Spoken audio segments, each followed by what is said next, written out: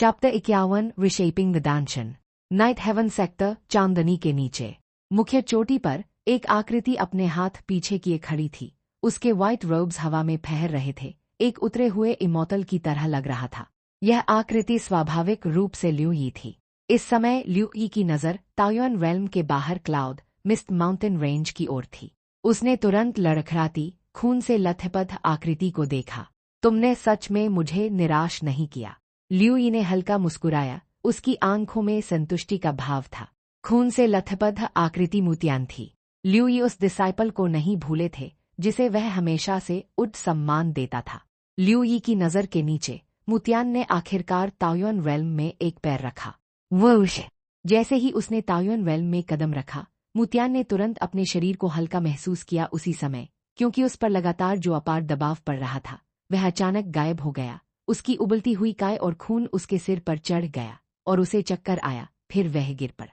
अगली सुबह जब मुतियान ने फिर से अपनी आंखें खोली तो उसने खुद को एक नरम लकड़ी के बिस्तर पर लेटे हुए पाया।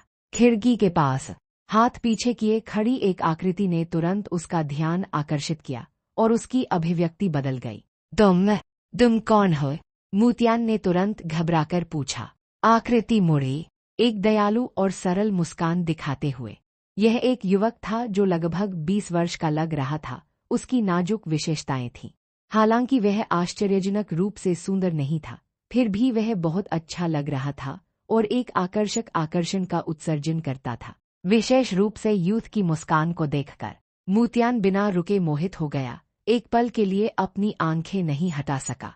मुतियान की कुछ हद तक बेसुध अभिव्यक्ति को देखकर ल्यू यी बिना रुके हल्की खांसी नहीं ले सका। क्या तुम नाइट हेवन सेक्ट में शामिल नहीं होना चाहते? यह नाइट हेवन सेक्ट है। ल्यू यी ने कुछ नहीं छिपाया और सीधे बोला। Night Heaven Sect. ये 3 शब्द सुनकर मुतियान अचानक वास्तविकता में वापस आया और जल्दी से बिस्तर से उठ बैठा। हालांकि जैसे ही वह हिला, एक चीरता हुआ दर्द तुरंत उसके पूरे शरीर में फैल गया, जिससे वह हांफने लगा और उसका चेहरा पीला पड़ गया। इतना उत्साह क्यों? ल्यू यी ने एक आह भरी। सिर हिलाया उसने, एक उंगली इशारा की और एनर्जी की एक धारा तुरंत मुतियान के शरीर में प्रवेश कर गई, जिससे बाद वाला कंप उठा। यह एनर्जी एक गर्म धारा की तरह थी जो मुतियान की फटी हुई मेरिडियंस और हड्डियों का पोषण कर रही थी, जिससे उसे अपने पूरे शरीर में आराम की लहर महसूस हुई। आंख मिचौली में पहले से मौजूद तेज दर्द अचानक गायब हो गया। केवल इतना ही नहीं, बल्कि उसकी सभी चोटें पूरी तरह से ठीक हो गई थीं। यह कैसे संभव है? अपने शरीर के ठीक होने को महसूस करते हुए मुतियान पूरी तरह से हतप्रभ था। उसकी आंखें फैल गईं और उसने अपने सामने व्हाइट रोब्ड यूथ को सदमे और अविश्वास के साथ देखा। चाहे वह कितना भी अनुभवहीन क्यों न हो, इस समय वह यूथ के हेवन डिफाइंग तरीकों से विस्मित था। वह इतनी आसानी से ठीक हो गया था और मुतियान ने अपने शरीर के अंदर एक मोटी एनर्जी बहती हुई भी महसूस की, जो लगातार उसकी आंतरिक शक्ति को उत्तेजित कर रही थी। यही यूथ वास्तव में कौन था? ल्यू यी के प्रति मुतियान की नज़र अब सम्मानजनक और सतर्क हो गई थी। मुतियान के विचारों को देखते हुए ल्यू यी बिना रुके मुस्कुराया और सीधे कहा, मैं नाइट हेवन सेक्ट मास्टर ल्यू यी हूँ। बूम! ल्यू यी के शब्द मुतियान के कानों में पड़े और बाद वाले का शरीर कांप उठा। उसकी आंखें अचानक फैल गईं। ल्यू यी! इस समय मुतियान ने अपने दिमाग को खाली महसूस किया और वह लगातार हकलाता रहा, जैसे वह सपना देख रहा हो। वह अपार कष्टों के माध्यम से यहाँ आया था। क्या यह नाइट हेवन सेक्ट में शामिल होने और ल्यू यी का डिसाइपल बनने के लिए नहीं था? अब उसे बताया जा रहा था कि उसके सामने यह दयालु और मिलनसार व्हाइट रोब्ड यूथ वही व्यक्ति था जिससे वह मिलने का सपना देखता था। तुम बहुत अच्छे हो, तुमने मेरी परीक्षा पास कर ली है। क्या तुम मेरे डिसाइपल बनने को तैयार हो? मुतियान की स्तब्ध अभिव्यक्ति को देखते हुए ल्यू यी मुस्कुराया और फिर से बोला। अगर वह पहले सपना देख रहा था तो अब यह सपना और भी अवास्तविक लग रहा था। मुतियान बहुत देर तक रुका, फिर बिना रुके अपने कंधे को नहीं चुटकी बजा सका। हिज! एक तेज दर्द उसके दिमाग में चला गया, जिससे वह स्तब्ध रह गया। यह इतना वास्तविक था, यह सपना कैसे हो सकता था? तुम सच में सेक्ट लीडर ल्यू हो? मुतियान ने मुस्कुराते हुए यूथ को देखा, एक गहरी सांस ली और फिर से पूछा, जैसे वह ल्यू यी के मुंह से एक बार फिर इसकी पुष्टि करना चाहता था। मुतियान की घबराई हुई शक्ल देखकर ल्यू यी ने कोई अधीरता नहीं दिखाई, इसके बजाय वह मुस्कुराया और सिर हिलाया, यह मैं ही हूँ। जैसे ही उसने बात समाप्त की, थंप ल्यू यी की चौंकी हुई नजर के नीचे मुतियान तुरंत बिस्तर से नीचे गिर गया। ल्यू यी के सामने घुटने टेक दिए और कांपते हुए उसे प्रणाम किया। जूनियर मुतियान विनम्रतापूर्वक सेक्ट मास्टर से जूनियर को अपना डिसाइपल स्वीकार करने का अनुरोध करता है। उसकी आवाज कांपने, उत्साह और घबराहट से भरी हुई थी। मुतियान की ईमानदारी और गंभीरता को देखकर ल्यू यी काफी संतुष्ट था। मैंने कहा था कि तुमने मेरी परीक्षा पास कर ली है, इसलिए तुम में स्वाभाविक रूप से मेरा डिसाइपल बनने की योग्यता है। आज से तुम मेरे तीसरे ट्रू डिसाइपल हो। जैसे ही ल्यू यी ने यह शब्द कहे, उसकी आवाज पूरे नाइट हेवन सेक्ट में फैल गई, जिससे एनलाइटनमेंट स्टील के सामने अभी भी ध्यान कर रहे ज़ारो चैन और दूसरे लोग अपनी आंखें खोलकर एक दूसरे की ओर देखने लगे और सभी ने आश्चर्य और विस्मय के भाव दिखाए। मास्टर ने एक और डिसाइपल ले लिया है। हमारा वास्तव में एक और जूनियर ब्रदर या जूनियर सिस्टर है। ज़ारो चैन और कायन यू ने एक दूसरे की ओर देखा, उत्सुक होने के साथ साथ वे प्रत्याशा से भी भरे हुए थे। कमरे के अंदर मुतियान ने ल्यू यी को उसे डिसाइपल के रूप में लेने के लिए सहमत होते सुना। उसका पूरा शरीर कांप उठा और उसकी आंखें नम हो गईं। सब कुछ इतनी जल्दी हुआ था, इतना अवास्तविक। लेकिन मुतियान जानता था कि यह सपना नहीं था, बल्कि वास्तविकता थी। डिसाइपल मास्टर को प्रणाम करता है। एक अचेतन अवस्था में मुतियान अचानक होश में आया और जल्दी से ल्यू यी को 3 बार जोर से प्रणाम किया। बहुत अच्छे वुड्योय। ल्यू यी भी संतुष्टि से मुस्कुराया। अपना हाथ फटकारते ही एक अदृश्य शक्ति ने मुतियान को उठा लिया। चूंकि तुम अब मेरे डिसाइपल हो, आज मैं तुम्हारा दांचन फिर से बनाऊंगा, ल्यू यी ने कहा और अपना हाथ हिलाते ही, इससे पहले कि मुतियान कोई प्रतिक्रिया देता, वह एक अदृश्य एनर्जी की चपेट में आ गया। अपनी सांस रोको, अपने दिमाग को शांत करो और अपना दिल खोलो। ल्यू यी की आवाज एक जादुई ध्वनि की तरह मुतियान के कानों में प्रवेश कर गई, जिससे मुतियान अनायास ही अपनी आंखें बंद करके जमीन पर क्रॉसलेगिड बैठ गया। ल्यू यी के एक विचार से नाइट हेवन सेक्ट के स्क्रिप्चर पवेलियन में संग्रहित दांचन को फिर से बनाने के तरीके तुरंत उसके दिमाग में आ गए। उसके नाइट हेवन सेक्ट के स्क्रिप्चर पवेलियन में दांचन को फिर से बनाने के 2 तरीके छिपे हुए थे। 1 मेडिसिनल पिल्स द्वारा सहायता प्राप्त, 2 शक्तिशाली बल द्वारा फिर से बनाया गया। यह शक्तिशाली बल अंडरगोइंग ट्रिब्यूलेशन स्टेज या उससे ऊपर के लोगों की शक्ति को संदर्भित करता था। पहली विधि, हालांकि उसके नाइट हेवन सेक्ट में एक पिल, रिफाइनिंग रूम और अल्केमी मटेरियल्स थे, फिर भी उसके पास कोई अल्केमिस्ट नहीं था, इसलिए इसे खारिज किया जा सकता था। उसके पास केवल दूसरी विधि बची थी और यह दूसरी विधि ल्यू यी के लिए सबसे सरल और आसान थी। हालांकि इससे पहले ल्यू यी को एक और काम करना था।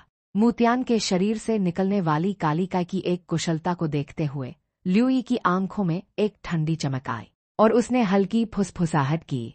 उसने केवल हाथ बढ़ाया और वह कालिका जो मुतियान के शरीर और मन को क्षतविक्षत कर रही थी, तुरंत उखाड़ दी गई और ल्यू यी के हाथ में आ गई। मात्र विषैली काय मेरे डिसाइपल को सताने की हिम्मत कर रही है। अपने हाथ में कालिका की गेंद को देखते हुए ल्यू यी ने ठंडी मुस्कान दिखाई। अपना हाथ दबाते ही बैंग, कालिका तुरंत विलुप्त हो गई।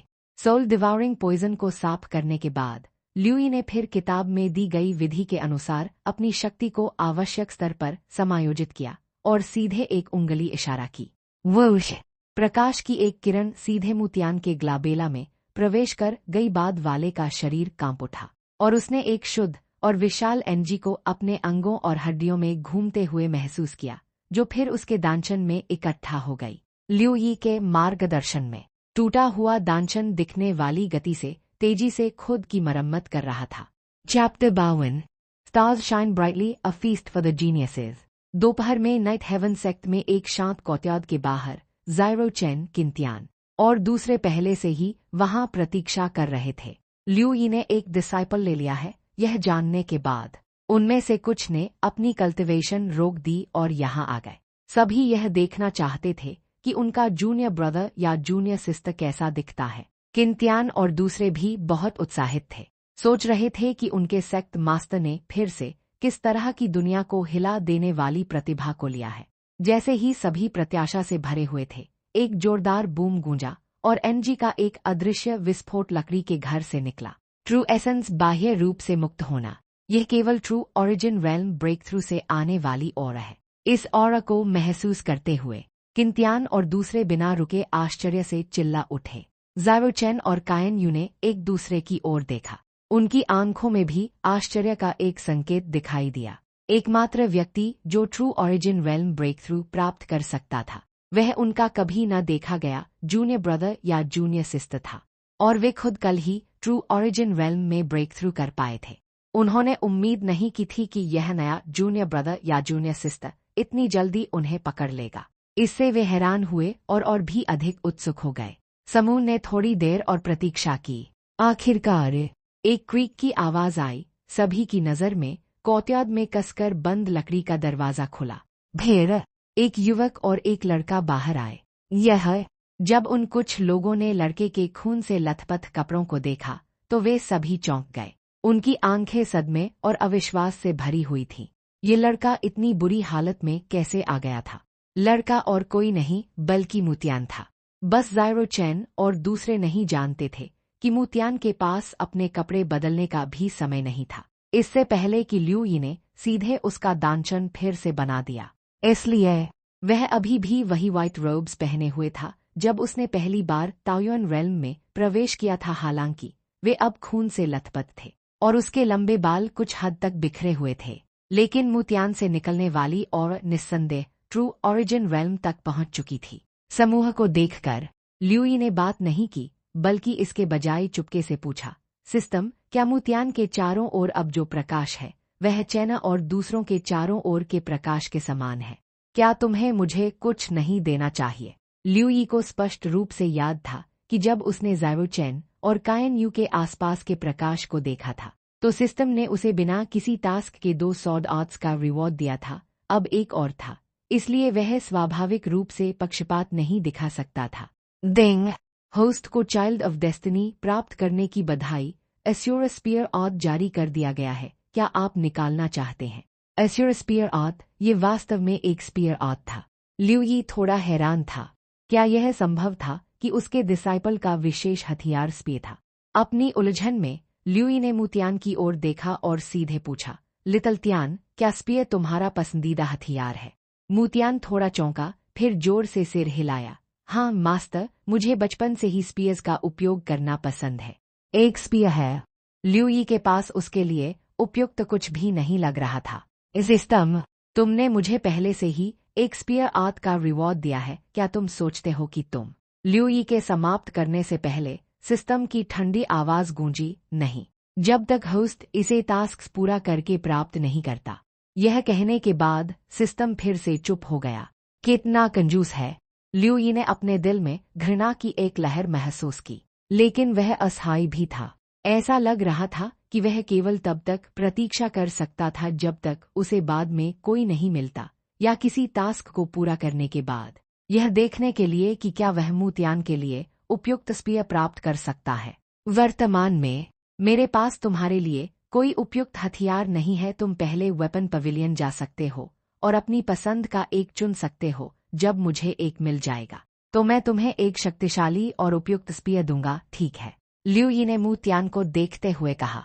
धन्यवाद मास्टर। मुतियान ने जल्दी से ल्यू यी को प्रणाम किया।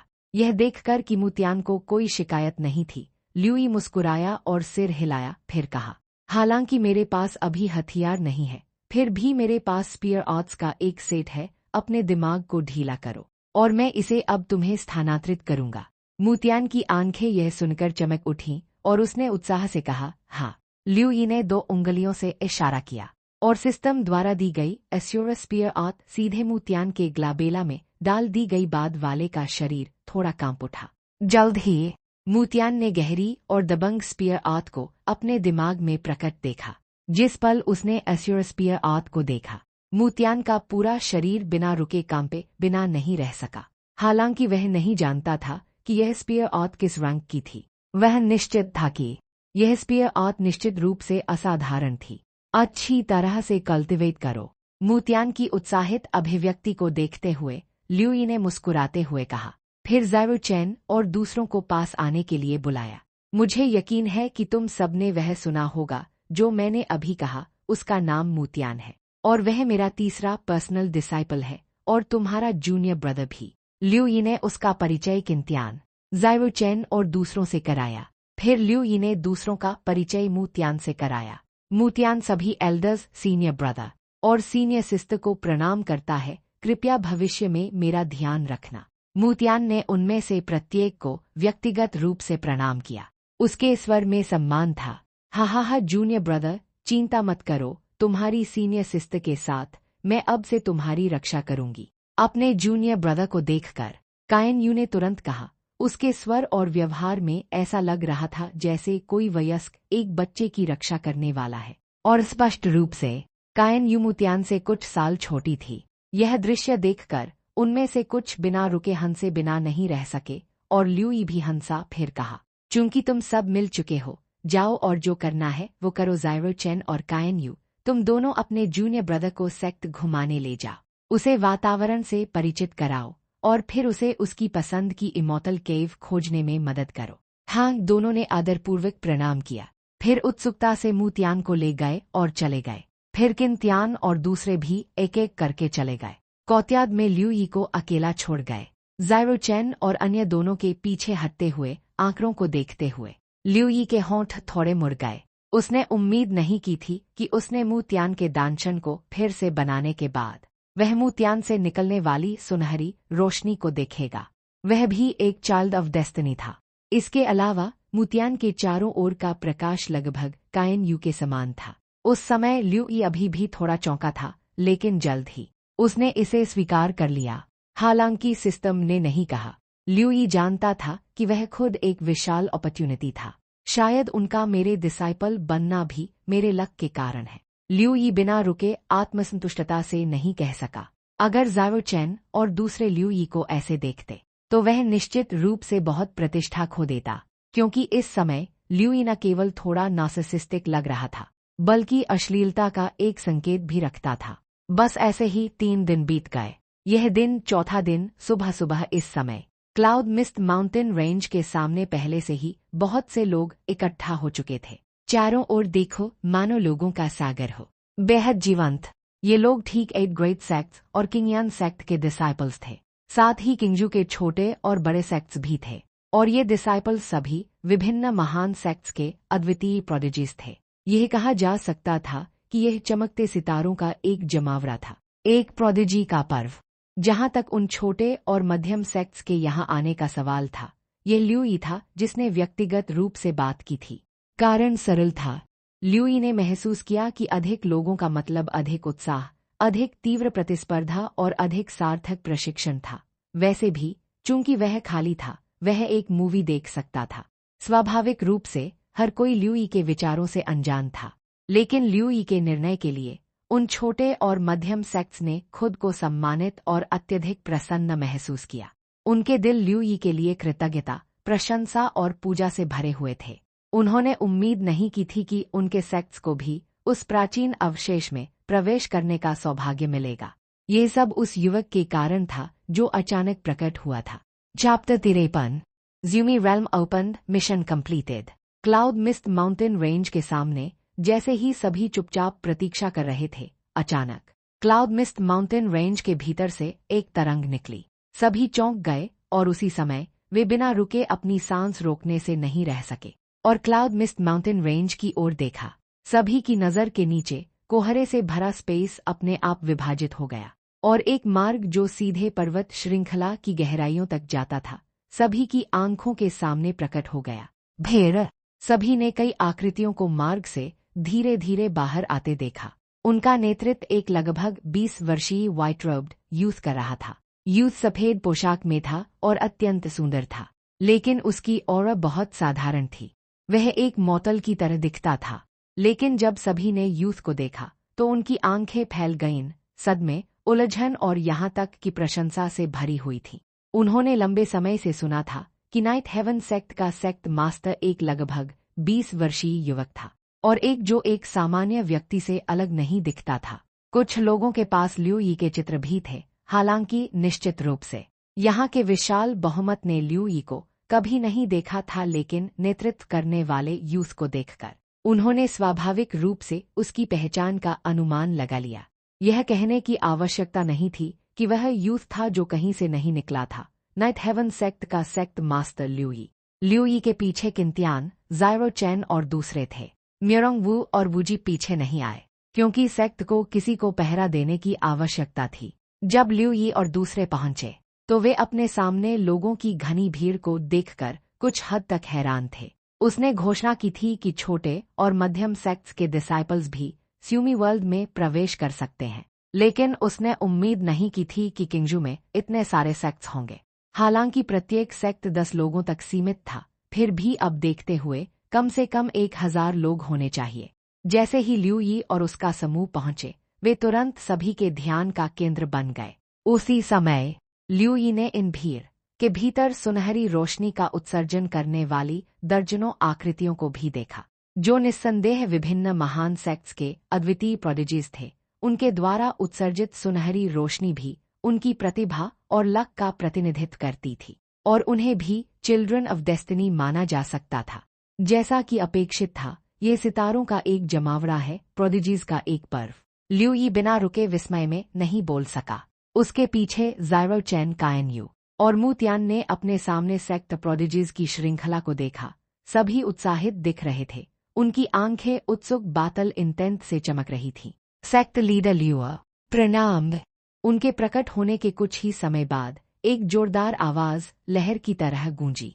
सभी ने ल्यू यी को प्रणाम किया। यह उसके प्रति उनका सम्मान था। आखिरकार स्यूमी वर्ल्ड में प्रवेश करने में सक्षम होना एक अपॉर्चुनिटी था जो ल्यू यी ने उन्हें दिया था। सभी को अपने प्रति इतना गहरा सम्मान दिखाते देखकर ल्यू यी एक पल के लिए कुछ हद तक हैरान था। सभी इतनी औपचारिकता की कोई आवश्यकता नहीं है, ल्यू यी ने कहा अपना हाथ हिलाते हुए। वूश! एक अदृश्य एनजी ने मौजूद सभी लोगों को उठा लिया। ल्यू यी की अदृश्य एनजी द्वारा उठाए जाने पर हर कोई बिना रुके सीधा नहीं हो सका, लेकिन उनमें से प्रत्येक अविश्वसनीय रूप से चौंक गया था। इतने बड़े समूह को इतनी आसानी से उठाने में सक्षम होना, उन्हें विरोध करने की जरा सी भी शक्ति दिए बिना, उसकी कल्टिवेशन और ताकत कितनी भयानक होगी। इसमें 8 ग्रेट सेक्ट्स के ग्रैंड एल्डर्स और सेक्ट मास्टर शामिल थे। सभी अविश्वसनीय रूप से चौंक गए थे। ल्यू यी ने अभी भी चौंकी हुई भीड़ पर ध्यान नहीं दिया और सीधे अपना हाथ हिलाया। बस 9 रिंग्स उसके सामने दिखाई दी, एक घेरा बनाते हुए। फिर सभी की तनावपूर्ण, प्रत्याशित और उत्साहित नजरों के नीचे ल्यू यी ने जल्दी से हैंड सील्स बनाए, मंत्रों का जाप करते हुए। ल्यू यी जो जाप कर रहा था वह 9 स्यूमी रिंग्स के भीतर स्यूमी वर्ल्ड को खोलने का मंत्र था। आधे घंटे से भी कम समय में ल्यू यी ने आखिरकार चिल्लाकर कहा, ओपन! जैसे ही उसकी आवाज गिरी, बूम! एक विशाल और प्राचीन और फैल गई।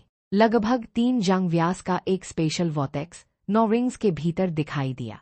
ल्यू यी और भीड़ के बीच तैर रहा था। अपने सामने स्पेशल वॉटेक्स को देखते हुए ल्यू यी के होंठ थोड़े मुड़ गए। वह स्वाभाविक रूप से जानता था कि यह एक स्पेशल टेलीपोर्टेशन गेट था। कोई फर्क नहीं पड़ता था कि कोई किस तरफ से प्रवेश करता था, डेस्टिनेशन एक ही था। जिस पल सभी ने स्पेशल वॉटेक्स को प्रकट देखा, वे सभी बेचैन होने लगे। प्राचीन स्यूमी वर्ल्ड का प्रवेश द्वार खुल गया है। काई रिफाइनिंग से ट्रांसफॉर्मेशन ओरिजिन रेल्म तक के डिसाइपल्स प्रवेश कर सकते हैं। प्रति सेक्ट अधिकतम 10 लोग। याद रखना, तुम्हारे पास केवल 1 महीना है। इस अवधि के दौरान जीवन और मृत्यु अप्रासंगिक है। प्राप्त अपॉर्चुनिटीज पूरी तरह से तुम पर निर्भर है। उत्सुक भीड़ को देखते हुए ल्यू यी बिना रुके एक अनुस्मारक नहीं दे सका। आखिरकार उसने कहा, सभी कृपया आगे बढ़ें। जैसे ही ल्यू यी के शब्द गिरे, पूरा दृश्य तुरंत उमड़ पड़ा। सभी ने एक पल के लिए हिचकिचाया और फिर एक आकृति सबसे पहले बाहर निकली। यह एक 18 वर्षीय लड़का था जिसकी तलवार जैसी भौहें और तारे जैसी आंखें थीं, जो एक तेज और दृढ़ और का उत्सर्जन कर रहा था। सबसे पहले बाहर निकले लड़के को देखकर ल्यू यी की आंखों में आश्चर्य का एक संकेत चमक गया। यह लड़का और कोई नहीं बल्कि सौद सेक्ट का अद्वितीय प्रोडिजी यी फैन था।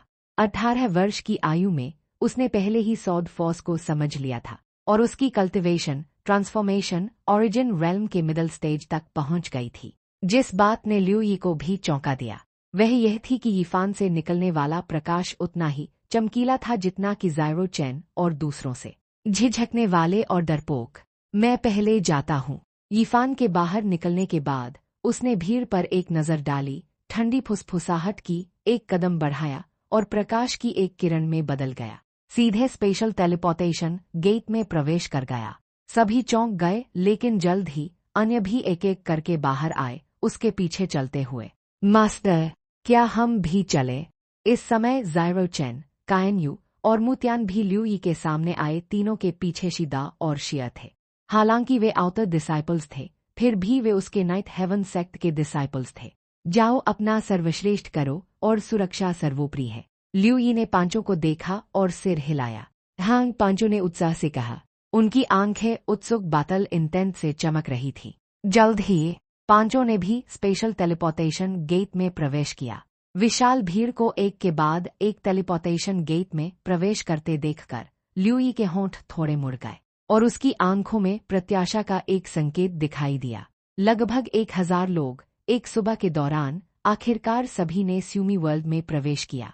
सिस्टम, जल्दी बाहर आओ, मिशन पूरा हो गया है। यह देखकर कि जमीन पर कोई डिसाइपल नहीं बचा था, लिu यी ने जल्दी से पूछा और सिस्टम ने उसे निराश नहीं किया। जैसे ही लिu यी की आवाज गिरी, सिस्टम की आवाज उसके सी ऑफ कॉन्शियसनेस में गूंजी। देंग, होस्ट को मिशन पूरा करने और स्यूमी वर्ल्ड का मास्टर बनने की बधाई। जैसे ही सिस्टम की आवाज गिरी, स्यूमी वर्ल्ड के बारे में जानकारी की एक बार लिu यी के सी ऑफ कॉन्शियसनेस में समा गई, जिससे उसका पूरा शरीर थोड़ा कांप उठा। ठीक उसके बाद लिu यी ने महसूस किया कि वह स्यूमी वर्ल्ड से एक रहस्यमय और शक्तिशाली शक्ति से जुड़ा हुआ था। जल्द ही पूरा स्यूमी वर्ल्ड पूरी तरह से लिu यी की आंखों के सामने प्रकट हो गया। बेशक दूसरे लोग ये चीजें नहीं देख सकते थे, एक प्राचीन अवशेष के रूप में अपेक्षित इस स्यूमी वर्ल्ड में वास्तव में कई अपॉर्चुनिटीज हैं। लिu यी ने अपने दिल में चुपके से खुशी मनाई। वह जानता था कि इसी क्षण से वह वास्तव में स्यूमी वर्ल्ड का मास्टर बन गया था। अचानक लिu यी को कुछ याद आया। सिस्टम, तुम ईमानदार नहीं हो, दूसरा रिवॉर्ड कहाँ है? लिu यी के होंठ थोड़े मुड़ गए, एक चालाक मुस्कान दिखाते हुए। स्यूमी वर्ल्ड के मास्टर होने की तुलना में वह मिरियाड मैनिफेस्टेशन दामा बॉडी के बारे में और भी अधिक उत्सुक और चिंतित था। Chapter 54 supernatural power arrives watch movie. Deng, host को मिशन पूरा करने की बधाई। 10,000 फुट दामा बॉडी जारी कर दिया गया है। क्या आप प्राप्त करना चाहते हैं? जैसे ही लिu यी प्रत्याशा से भरा हुआ था, सिस्टम की आवाज फिर से उसके दिमाग में गूंजी। क्या इसे प्राप्त करने से बाहरी दुनिया प्रभावित होगी? 10,000 फीट, यह वास्तव में बड़ा लगता है। लिu यी ने तभी प्रतिक्रिया दी और पूछा। सिस्टम स्वचालित रूप से होस्ट को बाहरी प्रभाव से बचाएगा और यह बाहरी रूप से प्रकट नहीं होगा। सिस्टम ने काफी हतप्रभ होकर उत्तर दिया। यह अच्छा है। लिu यी ने आखिरकार राहत की हल्की सांस ली। ऐसा लग रहा था कि उसने बहुत अधिक चिंता कर ली थी। फिर उसने बिना किसी हिचकिचाहट के कहा, रिसीव। डिंग, 10,000 फुट दामा बॉडी जारी कर दिया गया है। कृपया अपना दिमाग खोलें, होस्ट। जैसे ही सिस्टम की आवाज गिरी, बूम, एनर्जी का एक विशाल विस्फोट तुरंत लिu यी के शरीर में समा गया, उसकी पूरी सोल और फिजिकल बॉडी को भर दिया, जिससे उसका पूरा अस्तित्व बुरी तरह कांप उठा। यह विशाल एनर्जी ऊंची लहरों और 9 हेवंस मिल्की वे की तरह लगातार उसके पूरे शरीर और मन को भर रही थी और उसके अंदर की शक्ति को लगातार उत्तेजित भी कर रही थी। एक पल में लिu यी की फिजिकल बॉडी की ताकत और सोल पावर तेजी से बढ़ गई। उसके आसपास के लोग और यहाँ तक कि पूरी भूमि लगातार उसकी आंखों में सिकुड़ती गई। लिu यी ने महसूस किया जैसे वह एक आकाशसहारा देने वाला विशालकाय बन गया है, जिसके पास अंतहीन दुनिया को नष्ट करने वाली शक्ति है। इस समय सूर्य, चंद्रमा, पहाड़ और हजारों मील की नदियां सब उसकी दृष्टि में थीं, लेकिन इस समय वह बाहरी दुनिया में हमेशा की तरह दिखाई दे रहा था। हालांकि बाहरी दुनिया में लिu यी की कुछ हद तक बेसुध अभिव्यक्ति थी। वह एक लकड़ी की कठपुतली की तरह वहां खड़ा था। उसके पीछे किंतियान और दूसरों ने कुछ भी असामान्य नहीं देखा। लगभग 15 मिनट के बाद लिu यी ने आखिरकार अपना दिमाग वापस ले लिया। अपना दिमाग वापस लेने के बाद लिu यी के सामने का दृश्य सामान्य हो गया, लेकिन इस समय उसका दिल अत्यंत चौंक गया था। जब वह एक ऊंचा विशालकाय बन गया तो उसे जो शक्ति महसूस हुई वह निश्चित रूप से ऐसी नहीं थी जिसका वह अब सामना कर सकता था। क्या यह 10,000 फुट दामा बॉडी की क्षमता है? लियू यी ने अपने दिल में बुदबुदाया। यह सही है, यह 10,000 फुट दामा बॉडी केवल आपके बिलियन ईयर्स ऑफ कल्टिवेशन से एक डिवाइन एबिलिटी है। हालांकि यह एक बूंद के समान है, फिर भी यह अत्यंत शक्तिशाली है। एक बार होस्ट इसका 3 बार से अधिक उपयोग करता है तो यह दुनिया इसे बर्दाश्त नहीं कर पाएगी और नष्ट हो जाएगी, सिस्टम ने समझाया। उसके स्वर में शायद ही कभी गंभीरता का संकेत था। सिस्टम, तुम पहले इतने झिझक रहे थे, क्या तुम डर रहे थे कि मैं इस 10,000 फुट दामा बॉडी का उपयोग दुनिया को नष्ट करने के लिए करूंगा? लियू यी हंसा। सिस्टम, दुनिया को नष्ट करने का मुझसे क्या लेना देना है? भले ही तुम इसे नष्ट कर दो, यह सिस्टम नष्ट नहीं होगा। सिस्टम ने बिना किसी औपचारिकता के उत्तर दिया, फिर पूरी तरह से चुप हो गया। ही बस मजाक कर रहा था। सिस्टम, तुम फिर से क्यों गायब हो रहे हो? क्या इतना गंभीर होना जरूरी है? यह देखकर कि सिस्टम ने उसे पूरी तरह से अनदेखा कर दिया, लियू यी ने पुकारना बंद कर दिया, लेकिन उसने अपने दिल में उत्साह और खुशी की एक लहर महसूस की। 10,000 फुट दामा बॉडी भयानक है। इस दुनिया में उसका मुकाबला कौन कर सकता है? लियू यी ने अपने दिल में वीरता की एक लहर महसूस की। उसी समय वह बिना रुके आकाश की ओर नहीं देख सका। 9 हेवंस इमॉर्टल रेल्म कैसी दुनिया होगी? यह वास्तव में रोमांचक है। लियू यी मुस्कुराया, हालांकि वह भी ऊपर जाकर अन्वेषण करना चाहता था, फिर भी वह अभी जल्दी में नहीं था। अभी भी कुछ चीजें थीं जो उसने समाप्त नहीं की थीं। उसने अभी तक ह्यूमन रेल्म का पूरी तरह से पता भी नहीं लगाया था। ठीक इसी समय दूर नहीं लोगों का समूह लियू यी की ओर चला। ये लोग जल्दी से लियू यी के 5 जांग के भीतर आ गए। स्टॉप!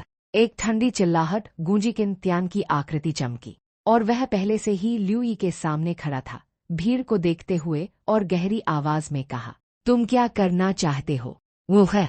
भीड़ ने एक दूसरे की ओर देखा और एक मिडिल एज्ड पुरुष आगे बढ़ा। किंतियान से कहा, सीनियर, हमारा कोई बुरा इरादा नहीं है, हम केवल सेक्ट लीडर लियू को अपना सम्मान देना चाहते हैं। किंतियान कुछ और कहना चाहता था, लेकिन लियू यी पहले ही उसके बगल में चलकर उसे रोकने के लिए हाथ हिला चुका था। अपने सामने लोगों के समूह को देखते हुए लियू यी उनकी कल्टिवेशन को एक नज़र में बता सकता था। उनमें से अधिकांश कैसी रेल्म में थे और कुछ केवल ट्रांसफॉर्मेशन ओरिजिन रेल्म में भी थे। ये लोग स्पष्ट रूप से कुछ छोटे सेक्ट के सेक्ट मास्टर, एल्डर्स आदि थे। तुम इस सीट को क्यों देखना चाहते हो? अपने सामने की भीड़ को देखते हुए लियू यी ने कहा। सभी ने उस युवक को देखा। उनकी आंखें अपार श्रद्धा से भरी हुई थीं। अंत में मिडिल एज्ड पुरुष के नेतृत्व में उन सभी ने लियू यी को प्रणाम किया। हम सेक्ट लीडर लियू को प्रणाम करते हैं। उनकी आवाजें तेज थीं, फिर भी अद्वितीय ईमानदारी और कृतज्ञता से भरी हुई थीं। यह दृश्य देखकर लियू यी भी एक पल के लिए चौंक गया। यह बिल्कुल उस दृश्य जैसा लग रहा था जब उसने अपने पिछले जन्म में मूवीज में छोटे भाइयों को अपने बड़े भाई को सम्मान देते देखा था। इतनी औपचारिकता की कोई आवश्यकता नहीं है सभी, लियू यी ने कहा अपना हाथ हिलाते हुए, और सभी को उठा दिया। वास्तव में ऐसा करने का उसका मूल इरादा केवल उत्साह देखना था और संयोगवश किंजू के युवाओं को कुछ टेम्परिंग के अवसर देना था। वैसे भी स्यूमी वर्ल्ड का मालिक वह था, तो क्या हुआ अगर वह सभी को एक बार अंदर जाने दे? सेक्ट लीडर लियू की महान दया और सद्गुण हम कभी नहीं भूलेंगे। यदि भविष्य में कभी आवश्यकता हो तो बस हमें आज्ञा दे और हम बिना किसी हिचकिचाहट के आग और पानी में से गुजरेंगे। बिना किसी हिचकिचाहट के आग और पानी में से गुजरेंगे। एक शक्तिशाली कोरस ने फिर से पूरे स्थल को गूंज दिया। इसने दूर नहीं कई महान सेक्ट्स के ग्रांड एल्डर्स को गहराई से चौंका दिया। उन्हें ज्ञात जानकारी के अनुसार किंजू में किसी ने भी कभी एक साथ इतने सारे सेक्ट्स का समर्थन प्राप्त नहीं किया था। हालांकि वे सभी छोटे और मध्यम स्कूल्स थे, फिर भी वे व्यावहारिक रूप से किंजू के सभी सेक्ट्स के 90% के लिए जिम्मेदार थे। उनके 8 ग्रेट सेक्ट्स के अलावा अब किंगियन सेक्ट, जेड मेडन सेक्ट और 5 अन्य सेक्ट्स भी भीड़ में शामिल हो गए थे। सभी ने लियू यी को पूजा की नजरों से देखा, मानो किसी देवता को देख रहे हों। भीड़ की उत्साही आवाजों को फिर से सुनकर लियू यी भी एक पल के लिए चौंक गया। यह बयानबाजी बहुत घिसी पिटी है। ल्यू यी अपने दिल में हतप्रभ था, लेकिन उसने फिर भी मुस्कुराते हुए सिर हिलाया। यदि वह दिन सच में आता है तो यह सीट स्वाभाविक रूप से विनम्र नहीं होगा। फिर ल्यू यी ने कुछ और सोचा और मुस्कुराते हुए कहा, सभी कृपया देखें। यह कहकर ल्यू यी ने सीधे अपना हाथ हिलाया। तुरंत हवा में एक स्क्रीन दिखाई दी। स्क्रीन पर आकृतियां तेजी से घूमती दिख रही थीं, कुछ एक दूसरे को मार रही थीं, कुछ पागलों की तरह खजाने इकट्ठा कर रही थीं और कुछ अपॉर्चुनिटी के स्थानों की खोज कर रही थीं। बेशक उन अपॉर्चुनिटीज और एनलाइटमेंट के स्थानों के लिए ल्यू यी ने स्वचालित रूप से उनकी सामग्री को छिपा दिया था ताकि उन्हें बाहरी दुनिया द्वारा देखा जा सके। संक्षेप में स्क्रीन पर जो प्रदर्शित किया गया था वह ठीक वे प्रोडिजीज थे जिन्होंने अभी अभी स्यूमी वर्ल्ड में प्रवेश किया था। जब उन्होंने स्क्रीन में लोगों को देखा तो मौजूद सभी लोग चौंक गए और भयभीत हो गए, जिसमें एक ग्रेट सेक्ट्स के ग्रैंड एल्डर्स भी शामिल थे, जिनके चेहरे पर भी अविश्वास के भाव थे। चौंकते हुए उन्होंने उस युवक को देखा, अपने दिलों में अधिक से अधिक सतर्क होते जा रहे थे। उसने यह कैसे किया? स्यूमी वर्ल्ड जैसे प्राचीन अवशेष की इतनी पूरी तरह से जासूसी कैसे की जा सकती थी? भले ही उसका पहले से अन्वेषण किया गया हो, फिर भी पूरे स्यूमी वर्ल्ड को कवर करना असंभव होता। सभी बस इसे मूवी देखने के रूप में मान ले। जैसे ही सभी हतप्रभ थे, ल्यू यी ने एक और हंसी के साथ कहा, मूवी देखना है। यह सुनकर सभी उलझन में थे और इसके बारे में ज्यादा नहीं सोचा। उनकी नजरें हवा में स्क्रीन पर टिकी हुई थीं, अपने अपने सेक्ट के डिसाइपल्स को उसके भीतर खोज रहे थे। और ल्यू यी की नजर जल्दी से उन 5 आकृतियों पर टिक गई। ये 5 लोग और कोई नहीं बल्कि उसके डिसाइपल्स ज़ाइरो चेन और दूसरे थे। इस समय ज़ाइरो चेन और उसका समूह एक गुफा के अंदर थे, जहां की चारों ओर की पत्थर की दीवारों पर प्राचीन रून्स उकेरे गए थे। इन रून्स को देखते हुए वे पांचों तुरंत मोहित हो गए। Soul cultivation method. इन रून्स को देखते हुए ल्यू यी ने तुरंत सभी जानकारी समझ ली। Chapter 55 Wujian peak 3 powerful auras. Liu Yi ने थोड़ा एक भौं उठाई जैसे ही उसने गुफा में 5 लोगों को देखा, जो वर्तमान में प्राचीन सोल कल्टिवेशन मेथड से अवशोषित थे। उसने उन्हें नहीं जगाया। यह सोल कल्टिवेशन मेथड विशेष रूप से सोल की कल्टिवेशन को लक्षित करता है। एक शक्तिशाली सोल प्रत्येक कल्टिवेटर के भविष्य के कल्टिवेशन के लिए बहुत मददगार होता है। पहला, यह रेल्म ब्रेकथ्रू में सहायता करता है। ट्रू पर्सन रेल्म से ऊपर के किसी भी रेल्म के लिए प्रत्येक प्रमुख रेल्म ब्रेकथ्रू किसी की सोल की एक परीक्षा है। यदि सोल पर्याप्त मजबूत नहीं है तो ब्रेकथ्रू लगभग निश्चित रूप से विफल हो जाएगा। अंडरगोइंग ट्रिब्यूलेशन स्टेज की बात तो छोड़िए, जो सोल और फिजिकल बॉडी दोनों के लिए एक जीवन मृत्यु परीक्षा है। यह देखकर कि उन कुछ लोगों ने पहले ही कॉम्प्रहेंशन की स्थिति में प्रवेश कर लिया था, ल्यू यी ने उन्हें और परेशान नहीं किया। इसके बजाय उसने सीधे अपनी नज़र कोहरे से ढके क्षेत्र पर केंद्रित कर दी। वहां एक चोटी सीधे आकाश में चली गई, जैसे एक डिवाइन सौद आकाश को भेद रही हो, एक तेज और दबंग और का उत्सर्जन कर रही थी। पूरे क्षेत्र में केवल वह एक चोटी बादलों के समुद्र को तोड़ रही थी, जो इसे अत्यंत स्पष्ट बना रही थी।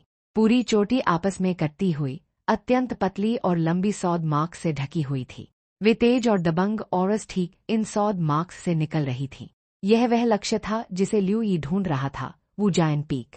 यह सौद पीक 50,000 साल पहले अस्तित्व में था और वे पतली लंबी सौद मार्क्स 50,000 साल पहले ह्यूमन सौद दाव एक्सपर्ट्स द्वारा छोड़ी गई थी। प्रत्येक में सौद दाव की समझ थी और प्रत्येक सौद मोमेंटम को तोड़कर सौद इंटेंट के स्तर तक पहुंच चुका था। जब तक सौद दाव प्रतिभा वाला एक सौद कल्टिवेटर इसके भीतर कॉम्प्रहेंशन करता है, तब तक वह इन एक्सपर्ट्स द्वारा छोड़ी गई सौद इंटेंट को समझने में सक्षम हो सकता है। बेशक जिनके पास और भी अधिक असाधारण प्रतिभा है, वे इन सौद इंटेंट से अपनी खुद की सौद इंटेंट को भी समझ सकते हैं। जैसे ही ल्यू यी वुजायन पीक को माप रहा था, अचानक ल्यू यी ने माथा सिकोड़ा चोटी के आधार से एक राक्षसी सौद इंटेंट फूट पड़ी, तेजी से उसके डिवाइन सेंस पर वार करते हुए। हालांकि यह सौद इंटेंट भयानक थी, फिर भी यह उसे खतरे का एक संकेत भी महसूस कराने के लिए पर्याप्त नहीं थी। प्रेसम्प्चुअस। ल्यू यी ने हल्की फुसफुसाहट की और बस एक नज़र से उसने इस सौद इंटेंट को पूरी तरह से दबा दिया। रंबल। जैसे ही सौद इंटेंट को दबाया गया पूरी चोटी पहले संघर्ष करती हुई कांपी, लेकिन यह जल्दी से शांत हो गई। ल्यूनी ने मूल रूप से इस सौद इंटेंट को तितर-बितर करने का इरादा किया था, लेकिन जब उसने मामले के कारण को समझा तो उसने हार मान ली।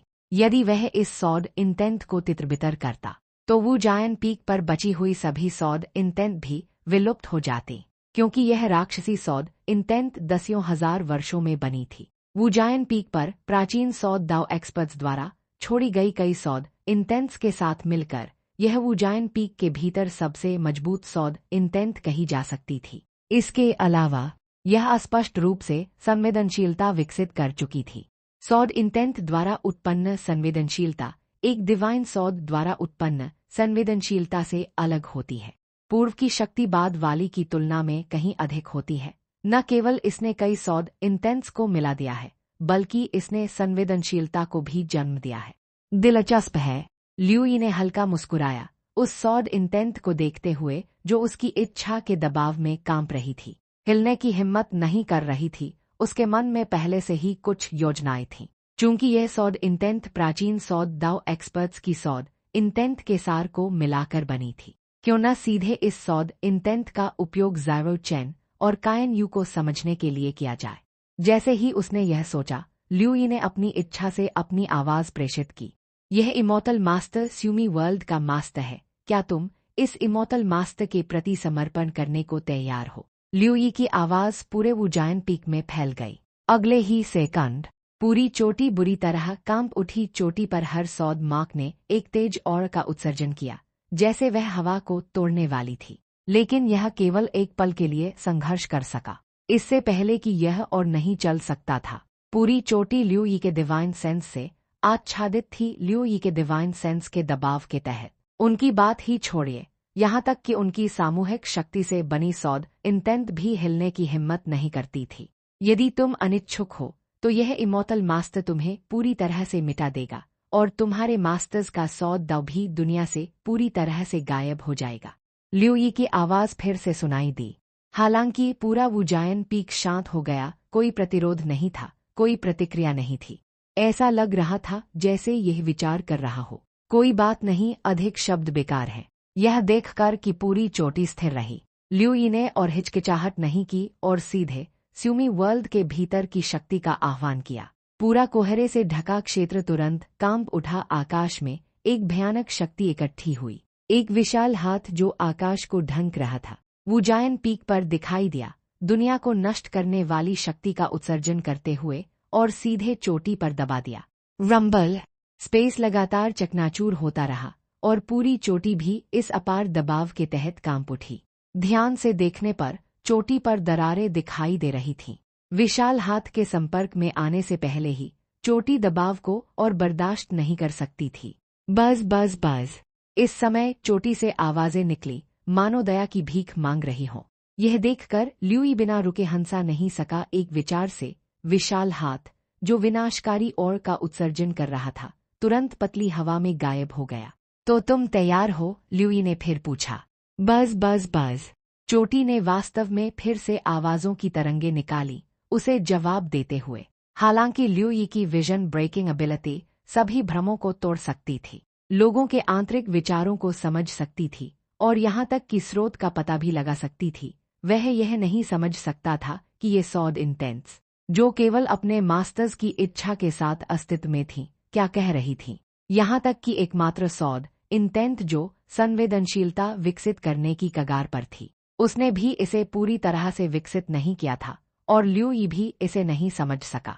हालांकि इन सौद इंटेंस में पहले जैसी शत्रुता नहीं थी, इसलिए ल्यूई जानता था कि ये सौद इंटेंस पूरी तरह से समर्पित हो चुकी थी। बहुत अच्छे, कुछ ही दिनों में यह इमोर्टल मास्टर कुछ डिसाइपल्स को समझने के लिए लाएगा, तुम इसे स्वयं संभाल सकते हो। ल्यूई ने केवल ये शब्द छोड़े इससे पहले कि उसने अपना डिवाइन सेंस वापस ले लिया।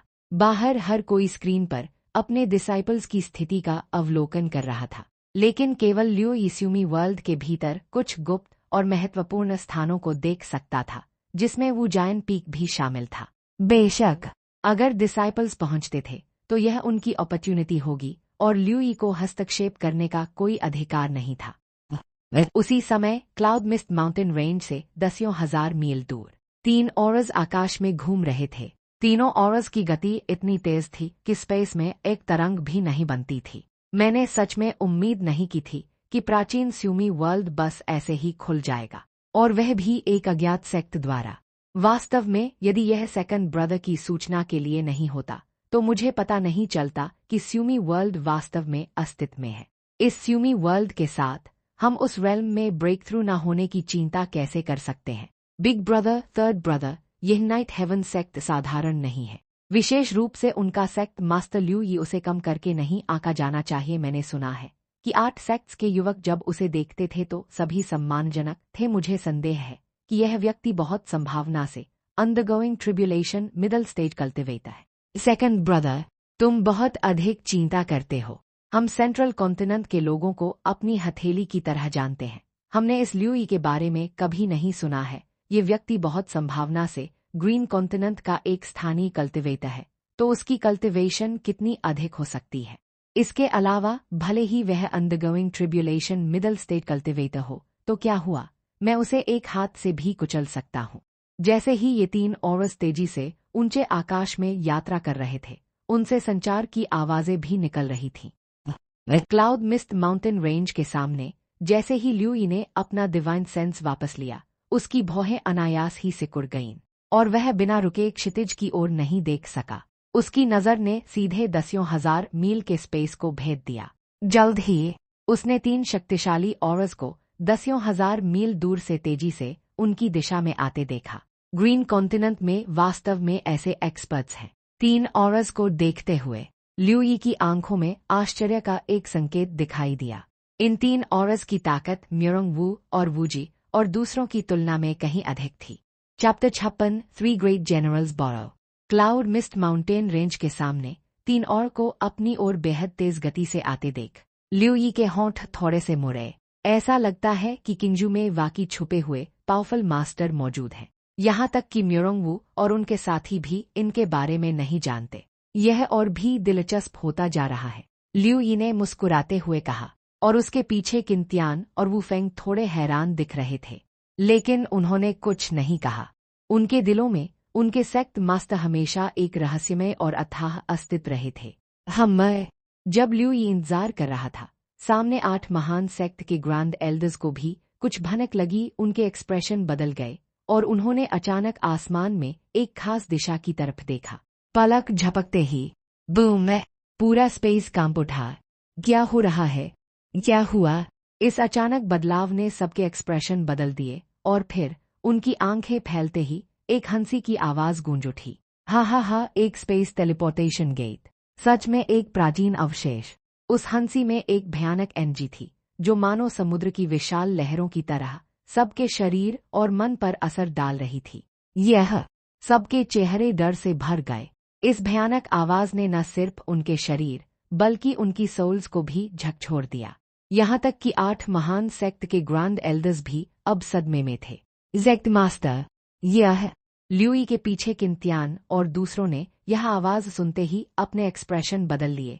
उनके दिलों में एक अपार डर समा गया। कुछ नहीं, ल्यूई ने हल्की मुस्कान के साथ कहा। उसकी आंखों में न सिर्फ शांति थी बल्कि एक उम्मीद भी थी। ये 3 लोग कौन हो सकते हैं? जैसे ही वह सोच ही रहा था, अचानक 3 फिगर्स आसमान से उतरे, धीरे से भीड़ के बीच में आकर खड़े हो गए। ये 3 भारी भरकम दिखने वाले मिडिल एज्ड पुरुष थे। सभी गहरे लाल रंग के बीस्ट स्किन कपड़े पहने हुए थे। तीनों के शरीर से एक हिंसक का निकल रही थी, जैसे कोई ज्वालामुखी फट रहा हो। और जैसे ही ये 3 दिखे, सबने एक अपार दबाव महसूस किया और अपने दिलों की गहराइयों से एक डर। हिंसक कई के अलावा तीनों में से खून खराबे और किल करने की एक बेहद तेज और भी निकल रही थी। इस किलिंग इंटेंट ने सबको ऐसा महसूस कराया जैसे नर्क से कोई और आ रही हो, जिससे वे कांप उठे और इन तीनों को डरती हुई नजरों से देखने लगे। ये है, जैसे ही सब डर गए, वे हैरान भी हुए। सिर्फ 8 महान सेक्ट के 8 युवा पुरुष और महिलाएं थे जिन्होंने इन तीनों को देखते ही अपनी आंखों में सदमा छुपा लिया। 3 यूएन ग्रेट जनरल्स। लाइक शुआनजी खुद को रोक नहीं पाई और चिल्ला उठी, और बाकी सातों की आंखों में भी यकीन करना मुश्किल था। 3 यूएन ग्रेट जनरल्स। हालांकि लाइक शुआनजी की आवाज बहुत धीमी थी, लेकिन ल्यू यी ने फिर भी सुन लिया। बेशक ल्यू यी अपनी विजन ब्रेकिंग एबिलिटी से भी इन तीनों की पहचान देख सकता था, लेकिन यह थोड़ा बेकार होता। बिना जरूरत के ल्यू यी ज्यादातर अपनी विजन ब्रेकिंग एबिलिटी का इस्तेमाल आसानी से नहीं करता था। तुम छोटे बच्चों, बहुत दिनों बाद मिले, 1000 साल बीत गए और तुम अब भी अंडरगोइंग ट्रिब्यूलेशन अर्ली स्टेज में ही हो। तीनों ने लाइक शुआनजी की पुकार सुन ली थी और सबसे आगे वाले मिडिल एज्ड पुरुष ने तुरंत मुस्कुराते हुए कहा, जूनियर 3 यूएन ग्रेट जनरल्स को प्रणाम करता है। लाइक शुआनजी के नेतृत्व में 8 उन 3 मिडिल एज्ड पुरुषों के सामने आए और तुरंत गहरा बो किया। उनके स्वर में सम्मान था। 8 महान सेक्ट के ग्रैंड एल्डर्स को इन तीनों के सामने ऐसे बो करते देख सबकी आंखें फिर से फैल गईं। वहां मौजूद सभी लोग लाइक शुआनजी और बाकी सातों की पहचान भी जानते थे। जूनियर 8 महान सेक्ट के ग्रैंड एल्डर्स खुद को इन तीनों के सामने जूनियर कह रहे थे, तो इन तीनों की पहचान 3 यूएन ग्रेट जनरल्स। एक पल के लिए सबके लिए यह सोचना मुश्किल था। किंगजू में ल्यू यी का दिखना ही एक बात थी, लेकिन इतने सारे दूसरे भयानक अस्तित्व जिनके बारे में वे नहीं जानते थे कैसे हो सकते थे। असल में सिर्फ वे ही नहीं, बल्कि म्योरोंग वू जैसा व्यक्ति जो अंडरगोइंग ट्रिब्यूलेशन स्टेज में था, उसे भी पहले कोई जानकारी नहीं मिल पाई थी। अच्छा है वुड्य। सबसे आगे वाले मिडिल एज्ड पुरुष ने लाइक शुआनजी और बाकी सातों को अपनी तरफ बो करते देखा और संतुष्टि से सिर हिलाया। तुम ही हो ल्यू यी। इसी समय अचानक एक और आवाज गूंजी। एक और मिडिल एज्ड पुरुष जिसका चेहरा भयानक था, उसने ल्यू यी की तरफ देखा। उसके होंठों पर एक दुष्ट मुस्कान थी।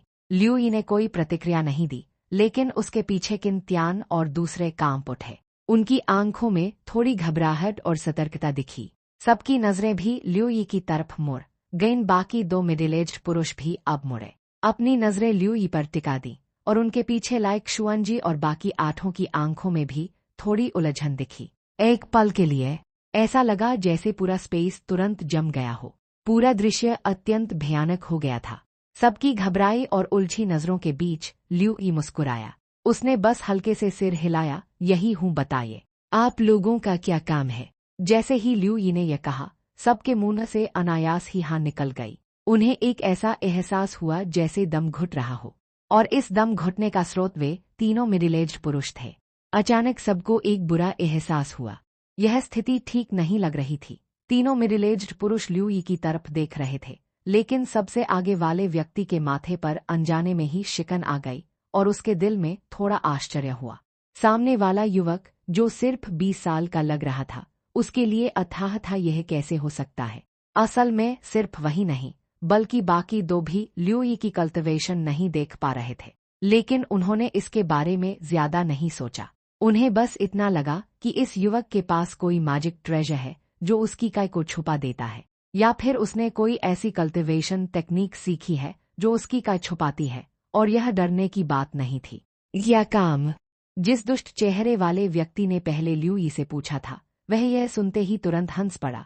उसकी आंखों में एक ठंडी चमक दौड़ी और आखिरकार उसने कहा, मैंने सुना है कि ये 9 स्यूमी रिंग्स तुमने लाइक शुआनजी और इन छोटे बच्चों से बॉरो किए थे। इस बार इस्तेमाल करने के बाद क्या तुम ये इस वंदनीय को भी बॉरो दोगे? उस मिडिल एज्ड पुरुष ने सीधे कहा। उस व्यक्ति की बातें सुनकर सबके एक्सप्रेशन बदल गए, खासकर लाइक शुआनजी और बाकी 8 की आंखों में थोड़ा सदमा था। ल्यू यी ने उनसे बॉरो नहीं किए थे, उसने उन्हें जीते थे। लेकिन जब उस मिडिल एज्ड पुरुष ने ऐसा कहा तो 8 तुरंत समझ गए और उनके एक्सप्रेशन थोड़े बिगड़ गए। उस व्यक्ति ने बॉरो कहा था, लेकिन यह लूटने से कैसे अलग था। हालांकि इन तीनों के सामने 8 कुछ कहने की हिम्मत नहीं जुटा पा रहे थे। वे सिर्फ यह जानना चाहते थे कि ल्यू यी आगे क्या जवाब देता है। उस व्यक्ति की बातें सुनने के बाद ल्यू यी का एक्सप्रेशन भी ठंडा पड़ गया। उसने उम्मीद नहीं की थी कि यह मिडिल एज्ड पुरुष उसके स्यूमी वर्ल्ड का लालच करेगा। सबकी घबराई नजरों के बीच ल्यू यी अचानक हंस पड़ा। बॉरो। ल्यू यी ने उस मिडिल एज्ड पुरुष की तरफ देखा। उसके स्वर में तिरस्कार था। यह 9 स्यूमी रिंग्स इस वंदनीय के पास हैं ही, ऊपर से अगर नहीं भी होते तो क्या सोचकर यह वंदनीय तुम्हें बॉरो देता? तुमने क्या कहा? इस समय वह दुष्ट चेहरे वाला व्यक्ति नहीं बोला, बल्कि सबसे आगे वाले मिडिल एज्ड पुरुष ने बोला। उसकी आवाज में एक अकाट्य अधिकार था और साथ ही एक विशाल प्रेशर भी ल्यूई पर आकर टिका। Chapter 57 one move determines victory. हाई टिल्डर। जब उस व्यक्ति ने बिना कुछ कहे उस पर अपनी ओर झोंक दी तो ल्यूई एक लंबी सांस लिए बिना नहीं रह सका। क्या ये सभी पावरफुल लोग इतने अहंकारी और बेहुदा होते हैं, या फिर वह खुद इतना लोकी रहा है कि सब उसे कमजोर समझने लगे हैं? जैसे ही वह सोच ही रहा था, वह भयानक और मानो कोई ऊंचा पर्वत हो सीधे ल्यूई और बाकियों पर आकर टिकी, जिससे स्पेस कांपने लगा। ल्यूई पर कोई असर नहीं हुआ, लेकिन उसके पीछे किन त्यान और दूसरे बेरंग हो गए। उनके चेहरे डर से भर गए। अंडरगोइंग ट्रिब्यूलेशन लेट स्टेज का एक पावरफुल व्यक्ति, क्या तुम जबरदस्ती छीनने पर उतर आए हो? ल्यूई ने आखिरकार एक ठंडी फटकार लगाई। उसकी आवाज हल्की हवा की तरह थी और वह विशाल और पूरी तरह दबने से पहले ही तुरंत गायब हो गई। हम तीनों मिडिल एज्ड पुरुषों के एक्सप्रेशन थोड़े बदले और सबसे आगे वाले मिडिल एज्ड पुरुष की आंखों में तो थोड़ा आश्चर्य भी था। यह ल्यूई उनकी कल्टिवेशन जानता था। यह कैसे हो सकता है? ल्यूई की बातें सुनकर सब भी सन्न रह गए। उनकी आंखें हैरानी से भर गईं। आज के किंगजू में अंडरगोइंग ट्रिब्यूलेशन स्टेज के कल्टिवेटर्स की संख्या बहुत कम थी। अंडरगोइंग ट्रिब्यूलेशन लेट स्टेज की तो बात ही छोड़िए। जैसे ही सब सदमे में थे, सबसे आगे वाला मिडिल एज्ड पुरुष भी उतना ही हैरान था। उसकी औरत को बिना मेहनत के तितर-बितर कर पाना कोई सामान्य व्यक्ति नहीं कर सकता था। लगता है मैंने तुम्हें सच में हल्के में आंका, तुम बिल्कुल साधारण नहीं हो। सबसे आगे वाले मिडिल एज्ड पुरुष ने ल्यूई की तरफ देखा और ठंडी मुस्कान के साथ कहा। ल्यूई ने ऐसा व्यवहार किया जैसे उसने सुना ही नहीं। उसने अपने मन में पूछा, सिस्टम, क्या मैं अंडरगोइंग ट्रिब्यूलेशन लेट स्टेज के कल्टिवेटर को डिफीट कर सकता हूँ? असल में वह इन 3 अंडरगोइंग ट्रिब्यूलेशन लेट स्टेज के एक्सपर्ट्स का सामना करते हुए खुद को नहीं समझ पा रहा था। आखिरकार यह अंडरगोइंग ट्रिब्यूलेशन लेट स्टेज था। एक कदम और वे इमॉर्टल असेंशन हासिल कर लेंगे। यह उन सबसे ताकतवर एक्सपर्ट्स का समूह था जिनसे वह कभी मिला था, और विडंबना यह थी कि वह अब भी नहीं जानता था कि वह खुद कितना ताकतवर है, और सिस्टम ने उसे कभी कोई साफ जवाब नहीं दिया था। कृपया होस्ट, ऐसे बेवकूफ़ी भरे सवाल मत पूछो। हालांकि होस्ट ने अपनी 1 अरब सालों की खेती पूरी तरह से विकसित नहीं की है, लेकिन इन छोटे मोटे लोगों से निपटना काफी से ज्यादा है। सिस्टम ने काफी झुंझलाते हुए जवाब दिया। सिस्टम का जवाब सुनने के बाद ल्यूई ने आखिरकार राहत की एक बड़ी सांस ली। उसके होंठों पर हल्की मुस्कान आ गई। जब तक लड़ सकता है तब तक अच्छा है। तुमने अभी क्या कहा? मैं साफ नहीं सुन पाया। ल्यूई ने सामने वाले 3 लोगों की तरफ देखते हुए उलझन भरे एक्सप्रेशन के साथ कहा। धिठाई। एक ठंडी चीख गूंजी और दूसरा थोड़ा मोटा ठिगना मिडिल एज्ड पुरुष आगे बढ़ा। उसकी नजरें ल्यूई पर टिक गईं।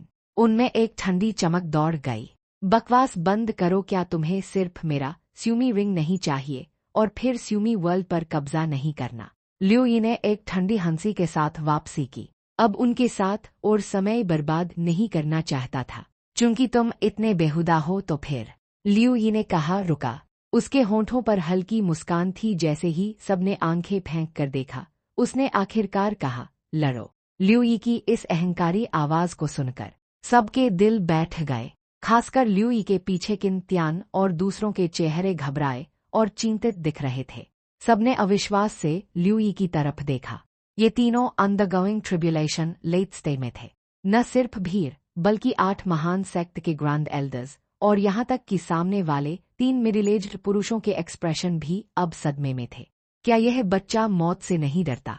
तीनों मिडिल एज्ड पुरुषों ने आपस में देखा। उनकी आंखों में थोड़ा आश्चर्य और गुस्सा दिखा। अपनी पूरी जिंदगी में किसी ने भी उनसे ऐसी बात करने की हिम्मत नहीं की थी। बच्चे, क्या तू मौत मांग रहा है? इस समय वह दुष्ट चेहरे वाला व्यक्ति बोला। उसकी नजरें मशाल की तरह ल्यूई पर टिकी हुई थीं।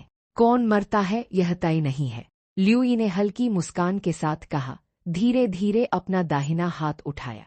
उसकी उंगलियां तलवार की आकृति बना रही थीं, जो जमीन की तरफ तिरछी थीं। उसका सफेद चोगा बिना हवा के ही लहरा रहा था। वह किसी बेजोड़ सौद इमॉर्टल की तरह लग रहा था, असाधारण शान के साथ।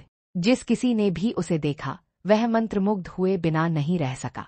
इस समय ल्यू यी से जो और निकल रही थी वह बहुत ही असाधारण और अलौकिक थी। बड़े भाई, दूसरे भाई, तुमने सुना यह बच्चा खुद मौत मांग रहा है, तो फिर मुझे मत दोष देना। दुष्ट चेहरे वाले व्यक्ति ने अपने बाएं और दाएं वाले पुरुषों की तरफ देखते हुए कहा, जैसे उसने पहले ही ल्यू यी को घेर लिया हो। तीसरे भाई, लापरवाह मत होना।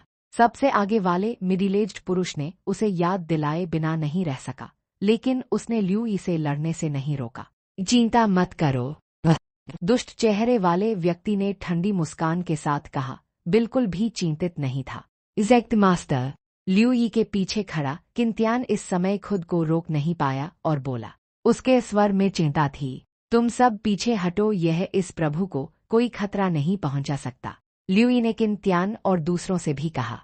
जल्द ही सब एक दूरी पर हट गए। उन दोनों के लिए एक बड़ी खाली जगह छोड़ दी। सामने वाले दुष्ट चेहरे वाले व्यक्ति को देखकर ल्यू यी सोचने लगा कि क्या उसे 10,000 ज़ांग दामाबोदी का इस्तेमाल करना चाहिए, लेकिन आखिरकार उसने हार मान ली। आखिरकार सिस्टम ने उसे चेतावनी दी थी कि अगर 10,000 ज़ांग दामाबोदी का 3 बार से ज्यादा इस्तेमाल किया गया तो यह दुनिया इसे सहन नहीं कर पाएगी और सीधे डिस्ट्रॉय हो जाएगी। ल्यू यी दांव पर लगाने की हिम्मत नहीं जुटा पाया। इसके अलावा ल्यू यी को यकीन था कि इन तीनों के अलावा किंगजू में और भी भयानक अस्तित्व हो सकते हैं और वह अपने सारे पत्ते नहीं उजागर कर सकता था। बच्चे, अपने सारे पत्ते इस्तेमाल कर लो, ऐसा न हो कि लोग कहें कि यह प्रभु छोटों पर अत्याचार कर रहा है। दुष्ट चेहरे वाले व्यक्ति ने ल्यू यी की तरफ देखा और तिरस्कार के साथ मुस्कुराया। उसकी आंखों में घृणा थी। हे भगवान! उस व्यक्ति की बातें सुनकर ल्यू यी अपनी आंखें फैलाने के अलावा कुछ नहीं कर सका। उसने उस व्यक्ति की तरफ देखा। क्या वह भी मन की बातें सुन सकता है? ल्यू यी ने जल्दी से सिर हिलाकर इस विचार को खारिज कर दिया। असल में तुम भी अपने पत्ते इस्तेमाल कर सकते हो। यह प्रभु सिर्फ एक ही चाल चलेगा। अगर तुम उसे झेल सके तो यह प्रभु हार मान लेगा, अगर नहीं झेल सके तो फिर यह प्रभु को मत दोष देना। ल्यू यी ने भी तिरस्कार के साथ कहा। अपनी सारी शक्ति अपनी उंगलियों पर इकट्ठा कर ली और फिर एकाएक बूम, उससे अचानक एक भयानक और फूट पड़ी। इस समय धरती कांप उठी और भयानक एनर्जी लगातार चारों दिशाओं में फैल रही थी। ल्यू यी से अचानक फूटी इस भयानक और को देखकर सबके एक्सप्रेशन बुरी तरह बदल गए, जिसमें सामने वाला दुष्ट चेहरे वाला व्यक्ति भी शामिल था। वह भी चौंक गया। इस और ने उसे एक अपार खतरे का एहसास कराया। असल में सिर्फ यह व्यक्ति ही नहीं, पास ही खड़े 2 मिडिल एज्ड पुरुष भी उस युवक को सदमे से भरी नजरों से देख रहे थे। तीसरे भाई, सावधान, यह व्यक्ति अजीब है, सबसे आगे वाले मिडिल एज्ड पुरुष ने जल्दी से चिल्लाकर कहा। उसी समय ल्यू यी की आवाज गूंजी। एक चाल में जीत तय करूंगा। जैसे ही यह ठंडी आवाज गूंजी, दुष्ट चेहरे वाले व्यक्ति को लगा कि एक भयानक और उसकी तरफ बढ़ रही है। उस व्यक्ति का चेहरा डर से पीला पड़ गया। उसकी नजरों में एक अत्यंत तेज रोशनी की लकीर पहले से ही उसके सामने आ चुकी थी। रोशनी की यह लकीर एक युवक था। लानत है, उस व्यक्ति ने गर्जना की और एक हिंसक एनर्जी, मानो कोई फटता हुआ बाढ़ हो, उससे फूट पड़ी। उसी समय उस व्यक्ति ने एक मुक्का भी आगे बढ़ाया। बूम! एक बहरा कर देने वाला धमाका। भयानक शॉकवेव्स लहरों की तरह चारों दिशाओं में फैल गए। सब सदमे में आ गए और जल्दी से उसका सामना करने के लिए अपनी खुद की एनर्जी का इस्तेमाल करने लगे। जिनकी कल्टिवेशन कमजोर थी, वे बहती एनर्जी की चपेट में आकर तुरंत बेहोश हो गए। इस एनर्जी की चपेट में आकर पूरी जमीन इंच बिखर गई, धूल में तब्दील हो गई। यह कैसे हो सकता है? उड़ती धूल के बीच एक अविश्वास भरी आवाज गूंजी। चैप्टर 58, किंगडी साइव में क्लाउड मिस्ट माउंटेन रेंज के सामने भयानक शॉकवेव्स के थमने के बाद सबने धूल के बीच 2 विपरीत फिगर्स को देखा। Undergoing tribulation late stage. क्या यही है तुम्हारा अहंकार? एक ठंडी आवाज गूंजी और सब अनायास ही कांप उठे। इस समय दुष्ट चेहरे वाले व्यक्ति का चेहरा पीला पड़ गया था और वह नीचे देख रहा था। अपनी छाती में घुसे हाथ को खाली निगाहों से ताक रहा था। उसकी आंखों में अभी भी थोड़ी घबराहट और अविश्वास था। PFFT। ल्यू यी ने ठंडी फटकार लगाई और बिना झिझक अपना हाथ बाहर निकाल लिया। खून छिटक गया जिसने आधे आसमान को लाल कर दिया। तीसरे भाई, एक गर्जना गूंजी उसके साथ एक भयानक शक्ति भी आई जो सीधे ल्यूई पर जा टकराई। यह क्या वह पागल हो गया है? डिफीटेड, यह कैसे हो सकता है? सब बस सामने खून से लथपथ आसमान को खाली निगाहों से देखते रहे। सब दंग और हैरान थे। अंडरगोइंग ट्रिब्यूलेशन लेट स्टेट का एक महान गुरु बस ऐसे ही डिफीटेड। न सिर्फ डिफीटेड बल्कि इतनी आसानी से किल कर दिया। इस दुनिया को क्या हो गया है? इस समय सबके दिलों में एक भयानक लहर उठी। वे उस सफेद चोगे वाले युवक को उदासीन आंखों से देख रहे थे। उनकी नजरें डर और अजब से भरी हुई थीं। लाइक शुआंजी और बाकी आठों के होश भी उड़ गए थे, मानो कोई सपना हो। उन्होंने पहले सोचा था कि ल्यूई अधिक से अधिक अंडरगोइंग ट्रिब्यूलेशन लेट स्टेट का कोई गुरु होगा, लेकिन अब यह दृश्य देखकर उन्हें एहसास हुआ कि वे गलत थे। उस युवक की पीठ को देखकर उनके शरीर और मन कांप उठे। दूसरों के विपरीत किंतियान और बाकी लोग पहले से ही उत्तेजना से लाल हो रहे थे। उनकी आंखें खुशी और प्रशंसा से फूट रही थीं। धीमी लग रही ये सब असल में बहुत तेजी से हुआ। मैं हार नहीं मानूंगा। भयानक किलिंग इंटेंट के गरजते हुए आने के साथ वह दुष्ट चेहरे वाला व्यक्ति नाराजगी, बैर, द्वेष और निराशा की नजरों के साथ ढह गया। और वह भयानक एनजी पहले से ही ल्यूई के सिर के ऊपर आ पहुंची थी, क्योंकि दो मिडिल एज्ड पुरुष भयानक किलिंग इंटेंट लिए उसके सामने आ खड़े हुए थे। गेट लॉस्ट, ल्यूई ने गर्जना की और भयानक एनजी मानो कोई परमाणु विस्फोट हो अचानक उसके शरीर से फूट पड़ी। एक दुनिया को डिस्ट्रॉय कर देने वाली शॉकवेव ने तुरंत उस एनजी को बिखेर दिया जो मूल रूप से उस पर आई थी। उसी समय उस पर हमला कर रहे दो मिडिल एज्ड पुरुषों के एक्सप्रेशन इस शॉकवेव के नीचे बुरी तरह बदल गए। दोनों को पीछे हटने पर मजबूर होना पड़ा, और पीछे हटते समय दोनों ने एक मुंह खून उगला। मैं तुम्हें डिस्ट्रॉय कर दूंगा, ग्रेट सन बर्निंग किल। पीछे हटने के बाद सबसे आगे वाले मिडिल एज्ड पुरुष ने गर्जना की और उसका पूरा शरीर तुरंत ऊपर उड़ गया, हवा में जा पहुंचा। उसने अपने हाथ फैलाए और भयानक एनजी उसके सिर के ऊपर इकट्ठी होने लगी, जिससे प्रकाश की एक चकाचौंध गेंद बन गई जो जलते सूरज की तरह थी, जिससे एक भयानक डिस्ट्रक्शन और निकल रही थी। पूरा स्पेस कंप रहा था। यह दृश्य देखकर सब भयभीत हो गए। उनके चेहरे पीले पड़ गए और शरीर कांपने लगे और वे जल्दी से दूर हट गए। हेवन स्लोटर, अर्थ एक्सटिंक्शन, सॉर्ड कमांड एक्सिक्यूशन। उसी समय एक अत्यंत ठंडी आवाज भी गूंजी। दूसरा मिडिल एज्ड पुरुष भी ऊपर उड़ा, ल्यूई की पीठ की तरफ आ गया। बूम! एक विशाल तलवार जिससे भयानक सौद का निकल रही थी उसके सामने बन गई और उसकी तेज ओर के नीचे स्पेस लगातार मुड़ रहा था। इस समय दोनों पुरुष नफरत से पूरी तरह अंधे हो चुके थे। उनकी आंखें खून से लाल थीं। वे ल्यूई को जल्दी से जल्दी किल करने की कसम खा रहे थे। इस प्रकार उन्होंने अपने सबसे भयानक अटैक्स का इस्तेमाल किया। दोनों के अपनी पूरी ओर का इस्तेमाल करते ही ऊंचे आसमान में काले बादल इकट्ठे हो गए और गड़गड़ाहट गूंजने लगी। बेहद लड़ाई, यह प्रभु भी तुम्हारे साथ खेलेगा। ल्यूई ने भी ठंडी फटकार लगाई, बिल्कुल नहीं डरा, और साथ ही अपने शरीर के अंदर की शक्ति का इस्तेमाल किया। एक विशाल एनर्जी लगातार उसकी बांध में बहती रही, उसकी उंगलियों पर इकट्ठी होती रही और उसके चारों तरफ का स्पेस भी मुड़ने लगा। 300 मील दूर एक पहाड़ की चोटी पर लाइक शुआंजी और बाकी 8 भी सामने का दृश्य देख रहे थे। उनके चेहरे गंभीर थे और आंखें डर से भरी हुई थीं। सीनियर ब्रदर लाए, अब हमें क्या करना चाहिए? किसकी जीत होगी? उसके बगल में बैठे 7 लोगों ने उसकी तरफ देखा। उनकी आंखों में घबराहट थी। लाइक शुआंजी ने माथा फेंका और गहरे स्वर में कहा, घटनाओं का विकास अब हमारे नियंत्रण में नहीं है। दूसरे शायद नहीं जानते थे, लेकिन ये 8 यूएन ग्रेट जनरल्स की पहचान जानते थे, और वे यह भी जानते थे कि किंगजू में उनकी क्या जिम्मेदारियां हैं। अब उनमें से एक इस तरह ल्यूई के हाथों मर गया था। अगर बाकी 2 भी घायल हो गए या यहाँ तक कि ल्यूई के कारण गिर गए, तो इसका असर न सिर्फ ल्यूई पर पड़ेगा, बल्कि पूरे नाइट हेवन सेक्ट और यहाँ तक कि पूरे किंगजू पर पड़ने की संभावना थी। हालांकि भले ही वे रोकना चाहते, अब नहीं रोक सकते थे।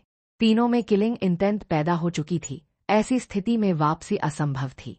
ऐसा लगता है कि आज कोई न कोई पक्ष आखिरकार गिरेगा, लेकिन कोई भी पक्ष गिरे, यहाँ उनके किंगजू के लिए एक बड़ी क्षति होगी।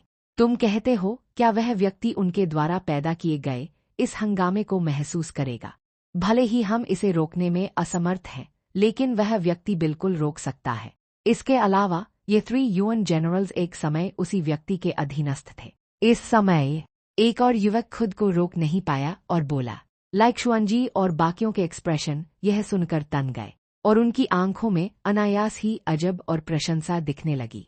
जैसे ही सब घबराकर देख ही रहे थे, मैदान में ल्यू यी ने उन 2 पुरुषों की तरफ उदासीनता से देखा, जिन्होंने उसे आगे पीछे से घेर लिया था, और ठंडे स्वर में कहा, जब से सब कुछ ताकत से तय होता है, तो आज से यह प्रभु इस दुनिया को दिखा देगा कि असली ताकत क्या होती है।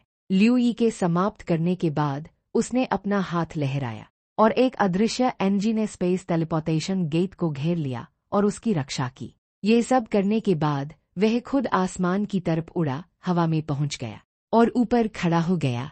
अंडरगोइंग ट्रिब्यूलेशन लेट स्टेट के मास्टरों के खिलाफ लड़ने में सक्षम होने से आखिरकार उसके शांत मन में एक लहर उठी और वह अब और पीछे नहीं हटना चाहता था। अगर वह अभी अभी मरे उस दुष्ट चेहरे वाले व्यक्ति की ताकत को आधार माने, तो उसने मोटे तौर पर अंदाजा लगा लिया था कि उसके और अंडरगोइंग ट्रिब्यूलेशन लेट स्टेज के मास्टरों के बीच कितना अंतर है। अगर ये 2 पहले ही चले गए होते तो उसने उन्हें जीवित छोड़ दिया होता, लेकिन अब जब वे उसे किल करना चाहते थे तो वह अपने निर्दयी किल के लिए दोषी नहीं ठहराया जाएगा। ल्यू यी ने सीधे चिल्लाकर कहा, आ जाओ। किल दाए। दोनों पुरुषों ने गर्जना की। दोनों ने अपनी पूरी ताकत के अटैक्स का इस्तेमाल किया। एक जलता सूरज और एक विशाल तलवार, 2 तरफ से घात लगाकर दुनिया को डिस्ट्रॉय करने वाली ताकत के साथ ल्यू यी पर हमला करने लगे। पूर्ण ताकत के सामने सभी तकनीकें भ्रामक हैं। ल्यू यी का एक्सप्रेशन शांत था। उसने बस 2 उंगलियां उठाईं और काट दिया। ज़्वेश। चांद की तरह एक प्रकाश की लकीर सीधे विशाल तलवार और जलते सूरज की तरफ बढ़ी। सबकी चौड़ी आंखों के सामने विशाल तलवार कांच की तरह तुरंत चूर चूर हो गई और जलता सूरज 2 हिस्सों में कट गया। फिर भी प्रकाश की लकीर अपनी गति जारी रखते हुए दोनों पुरुषों की तरफ बढ़ी। सबके पुतले अचानक सिकुड़ गए। उन्होंने अपनी जिंदगी का सबसे चौंकाने वाली और अविस्मरणीय घटना देखी। उनकी नजरों में स्पेस खुद कट गया था। नहीं, 2 मिडिल एज्ड पुरुषों के एक्सप्रेशन बुरी तरह बदल गए। उस प्रकाश की लकीर के नीचे दोनों ने आखिरकार निराशा और मौत के आने का एहसास कर लिया। वे बिल्कुल भी उस प्रकाश की लकीर का सामना नहीं कर सकते थे जिसने स्पेस को काट दिया था। जैसे ही प्रकाश की लकीर दोनों पर आकर टिकने वाली थी, इस महत्वपूर्ण समय पर किंगडी, मुझे बचा लो। सबसे आगे वाले मिडिल एज्ड पुरुष ने जल्दी से चिल्लाकर कहा। Chapter 59, can you give me a face? Azure emperor, मुझे बचा लो। जैसे ही उस मिडिल एज्ड पुरुष की आवाज गूंजी, पूरा स्पेस लहराने लगा। हम्मा ल्यू यी के माथे पर थोड़ी शिकन आ गई। वह एक रहस्यमयी शक्ति को उतरते हुए महसूस कर सकता था। भेड़। सबकी चौड़ी आंखों के सामने एक विशाल हाथ, जिसमें से शुद्ध सफेद रोशनी निकल रही थी, सीधे वॉइड रेल्म में से बाहर आया और उन 2 पुरुषों को उठा लिया। फ्यू। वह प्रकाश की लकीर जिसने स्पेस को काट दिया था, आखिरकार दोनों ने टाल दी। यह क्या है? उस शुद्ध सफेद विशाल हाथ को देखकर जो वॉइड रेल्म में से निकला था, सब पूरी तरह सदमे में आ गए। क्या किंगजू में भी ऐसा भयानक अस्तित्व हो सकता है? उन्हें बचाना चाहते हो? क्या तुमने पहले मुझसे पूछा था? उस विशाल हाथ को देखकर ल्यू यी ने ठंडी फटकार लगाई। उसने फिर से अपने शरीर के अंदर की शक्ति का इस्तेमाल किया, उसे अपनी 2 उंगलियों में डाला और सीधे उस विशाल हाथ पर नीचे की तरफ वार किया। ज़्वेश। प्रकाश की वह लकीर जिसने पहले स्पेस को काट दिया था, फिर से प्रकट हुई, सीधे उस शुद्ध सफेद विशाल हाथ पर कट लगाने के लिए बढ़ी। धिठाई। एक गर्जना जिसने पूरे आकाश और धरती को कांप दिया गूंज उठी। यह आवाज सुनकर सब डर के मारे बेरंग हो गए और अनायास ही घुटनों के बल गिर पड़े। लाइक्शुआनजी और बाकी 8 ने उस शुद्ध सफेद विशाल हाथ को देखा। वे जानते थे कि उस व्यक्ति ने चाल चली है, लेकिन उन्होंने यह उम्मीद नहीं की थी कि ल्यू यी सीधे उस विशाल हाथ पर अटैक करेगा। स्पेस को काटने वाली प्रकाश की लकीर को आते देख विशाल हाथ ने उन 2 मिडिल एज्ड पुरुषों को एक तरफ फेंक दिया और सीधे ल्यू यी की प्रकाश की लकीर को पकड़ने के लिए बढ़ा। इस विशाल हाथ के नीचे स्पेस टुकड़े टुकड़े हो गया। आखिरकार विशाल हाथ और प्रकाश की लकीर टकरा गए एक भयानक विस्फोट की आवाज गूंजी। उसका शोर तुरंत पूरे किंगजू में फैल गया। एक भयानक शॉकवेव तुरंत फैल गई और आसपास के इलाके के सफेद बादल, हवा और यहाँ तक कि स्पेस भी इस शॉकवेव से साफ हो गए। वे सभी जो पहले से ही सैकड़ों मील दूर छिप गए थे, वे भी इस धरती को हिला देने वाली गर्जना से हिल गए। प्रत्येक ने एक मूंद ताज़ा खून उगला, कुछ तो सीधे बेहोश हो गए। यहाँ तक कि लाइक शुआनजी और दूसरों जैसे अंडरगोइंग ट्रिब्यूलेशन रेल्म के मास्टर भी हिल गए। उनके दिमाग चकरा गए और चेहरे पीले पड़ गए। बफ बफ। जिन दो मिडिल एज्ड पुरुषों के पास ऊंचे आसमान में समय पर दौड़ करने का मौका नहीं था, वे दोनों हिल गए। प्रत्येक ने एक मूंद ताज़ा खून उगला। उनके चेहरे डर से भर गए। शॉकवेव तेजी से आई और उतनी ही तेजी से फैल गई। जब जिन्हें होश था, उन्होंने फिर से देखा तो ऊंचे आसमान में दो घायल पुरुषों और स्थिर खड़े सफेद चोगे वाले युवक के अलावा वह शुद्ध सफेद विशाल हाथ, जिसमें से मूल रूप से एक भयानक और निकल रही थी। बहुत पहले बिना किसी निशान के गायब हो चुका था। वह गायब हो गया। सब दंग रह गए और लाइक शुआनजी और दूसरे सब हैरान रह गए। अब लिऊ यी अभी भी वहां खड़ा था, लेकिन विशाल हाथ गायब हो चुका था। परिणाम खुद ही साफ था। यह कैसे हो सकता है? लाइक शुआनजी और बाकी आठों ने आपस में नजरें बदली। उनकी आंखों में अविश्वास था। वह थे किंगजू के पूर्व स्वामी आजा एम्परर। उस सामने की तरफ देखते हुए जहां विशाल हाथ की छाया काफी देर से गायब थी, लिऊ यी की आंखें शांत रहीं। अगर कुछ अप्रत्याशित नहीं हुआ तो उस विशाल हाथ का मालिक बहुत जल्द आ जाना चाहिए। और ठीक वैसा ही हुआ जैसा लिऊ यी ने सोचा था। क्लाउड मिस्ट माउंटेन रेंज से हजारों मील दूर एक पहाड़ की चोटी पर एक बूढ़ा व्यक्ति जो सब्जियों को पानी दे रहा था, अचानक उसका एक्सप्रेशन बदल गया। उसने जल्दी से अपना हाथ वापस खींच लिया और उसकी आंखों में सदमा दिखा। इस समय उसकी हथेली पर एक खून का निशान आ गया था और ताज़ा खून नीचे हरी सब्जियों पर लगातार टपक रहा था, जैसे ताज़े खून से पोषित होकर हरी सब्जियां एक हल्की रोशनी से चमक उठीं। अगर किसी को पता होता कि यह कपड़े पहने हुए बूढ़ा व्यक्ति वास्तव में किंगजू का पूर्व स्वामी था, तो नहीं जानते वे क्या सोचते। लेकिन इस समय उस बूढ़े व्यक्ति की आंखें सदमे और अविश्वास से भरी हुई थीं। वह इमोर्टल मिडिल स्टेज का था और वह वास्तव में घायल हो गया था। अपने सदमे में बूढ़े व्यक्ति ने अब और झिझक नहीं की। उसने एक कदम उठाया और उसका पूरा अस्तित्व अपनी मूल जगह से वोइड रेल्म में गायब हो गया। क्लाउड मिस्ट माउंटेन रेंज के ऊपर लिऊ यी ने शांति से सामने वाले दो मिडिल एज्ड पुरुषों को देखा, जो पूरी तरह डरे हुए थे। और दोनों पुरुषों ने भी लिऊ यी की तरफ देखा। उनकी सोल्स कांप रही थीं। सिर्फ इस समय उन्हें एहसास हुआ, यह युवक जो केवल लगभग 20 साल का लग रहा था, इतना भयानक था। एक चाल में उसने उन्हें इतनी बुरी तरह डिफीटेड कर दिया था और अंतर इतना बड़ा था। लेकिन जिस बात ने उन्हें और भी ज्यादा झकझोर दिया वह ये था कि लिऊ यी ने आजा एम्पर पर अटैक करने की हिम्मत की और यहाँ तक कि आजा एम्पर को पीछे हटने पर मजबूर कर दिया था। अब वे सच में होश में आ गए थे। पता चला कि इस युवक की ताकत लंबे समय से उनसे कहीं ज्यादा थी। वह निश्चित रूप से एक इमोर्टल था, एक इमोर्टल। अगर वे लिऊ यी की ताकत पहले से जानते तो उन्होंने कभी भी उसे आसानी से चुनौती देने की हिम्मत नहीं की होती, न ही उसके स्यूमी रिंग का लालच करते। अब नीचे समतल जमीन पर पड़े उस दुष्ट चेहरे वाले व्यक्ति की लाश को देखकर उनकी आंखें कड़वाहट, लाचारी और निराशा से भर गईं। लेकिन जिस बात ने उन्हें हैरान किया वह यह थी कि लिऊ यी ने अब तक उन पर अटैक नहीं किया था। जैसे ही दोनों पुरुषों ने यह सोचा, एक ठंडी आवाज उनके कानों में पड़ी, चिंता मत करो, तुम बच नहीं सकते। लिऊ यी की आवाज और उसकी ठंडी निगाहें सुनकर दोनों पुरुष बुरी तरह कांप उठे। ठीक उसी समय वे आ गए। लिऊ यी के होंठ थोड़े से मुड़े। सच में युवा मित्र, क्या तुम इस बूढ़े को थोड़ा सा फेस दे सकते हो? वुड रेल्म से एक आवाज गूंजी। यह आवाज सुनकर सब अचानक चौंक गए और उन दो मिडिल एज्ड पुरुषों के चेहरों पर तुरंत जंगली खुशी के भाव आ गए। वे इस आवाज के मालिक को पहचानते थे। आवाज गूंजते ही देर नहीं लगी। एक कपड़े पहने हुए बूढ़ा व्यक्ति वोइड रेल्म से बाहर निकल आया। जैसे ही वह बूढ़ा व्यक्ति दिखा, पूरी दुनिया तुरंत शांत हो गई। नीचे लाइक शुआनजी और दूसरों ने उस बूढ़े व्यक्ति को दिखते ही अपनी सांसें तेज कर ली। उनकी आंखें श्रद्धा से भर गईं। यह बूढ़ा व्यक्ति किंगजू का पूर्व स्वामी था, आजा एम्परर। उसे किंगजू में सबसे ताकतवर व्यक्ति माना जा सकता था। सामने खड़े उस बूढ़े व्यक्ति को देखकर लिऊ यी के माथे की शिकन भी थोड़ी और बढ़ गई। वह उस बूढ़े व्यक्ति के पूरे शरीर से निकलती चकाचौंध सुनहरी रोशनी देख सकता था।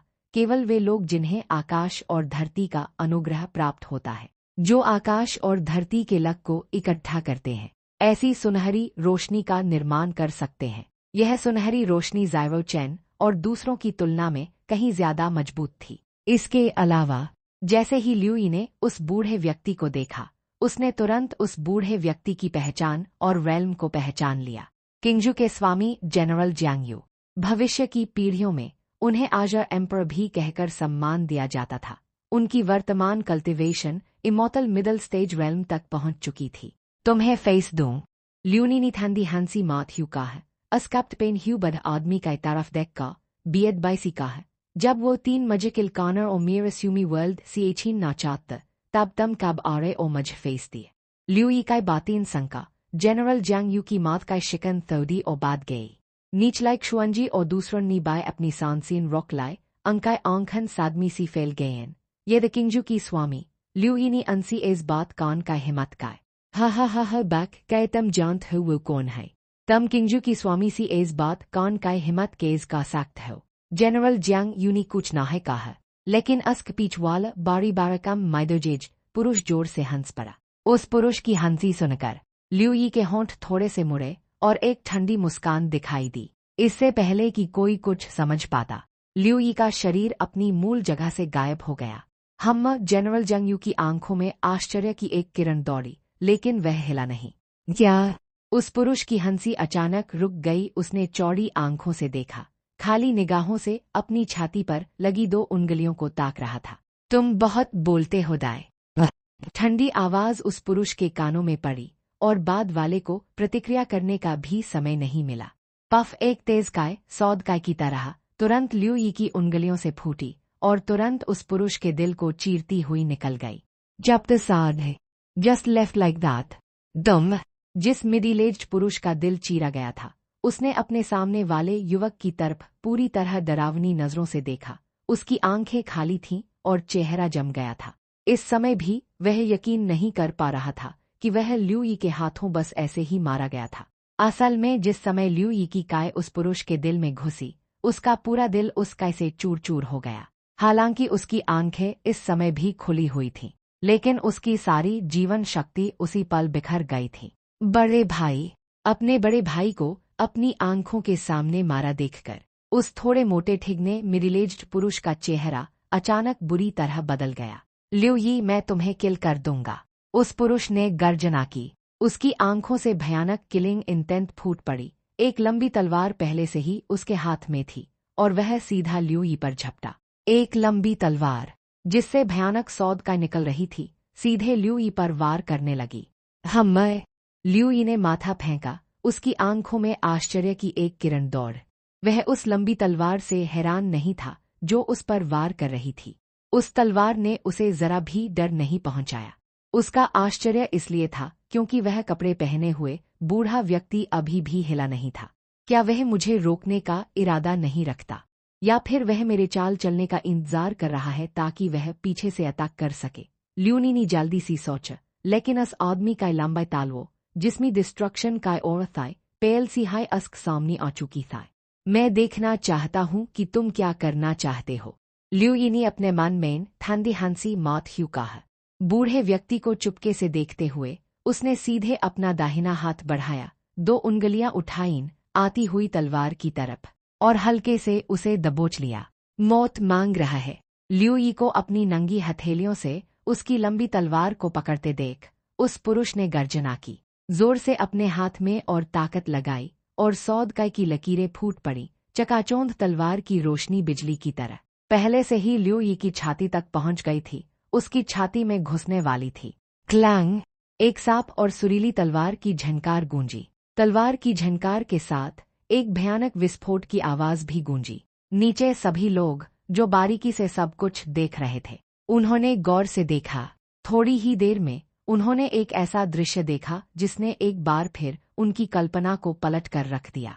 भयानक शॉकवेव फैल गई, जिससे पता चला कि लिऊ यी अभी भी वहीं खड़ा था, बिल्कुल नहीं हिला।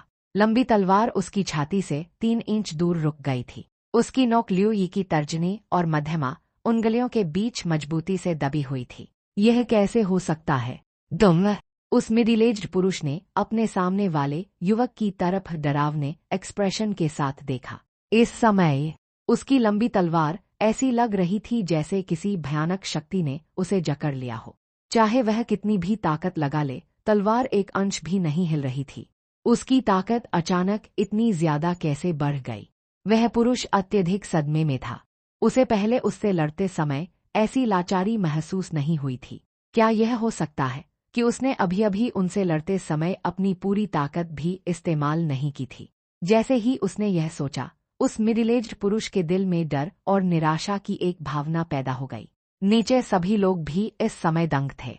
उसने बस 2 उंगलियों से दबोच लिया।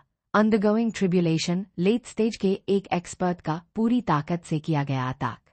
इस तरह की भारी लड़ाई को आसानी से सुलझा लिया गया होगा। क्या यह हो सकता है कि पिछली लड़ाई इस युवक के लिए सिर्फ एक खेल थी? सब एक ऐसे विचार के बारे में सोचने लगे जो उन्हें अविश्वसनीय लग रहा था, फिर भी वास्तविकता में पूरी तरह फिट बैठता था। लाइक शुअनजी और बाकी 8 ने भी हवा में खड़े उस सफेद चोगे वाले युवक को खाली निगाहों से देखा। उन्हें लगा जैसे वे सपना देख रहे हों। Green emperor. इस समय वह मिडिल एज्ड पुरुष आखिरकार खुद को रोक नहीं पाया और चिल्ला उठा। ल्यू यी ने भी उस बूढ़े व्यक्ति पर एक नजर डाली। जनरल जंग यू ने हल्की सी आबारी ल्यू यी की तरफ देखकर और आंखें में कहा, युवा मित्र का सच में कोई समझौता ना है हो सकता।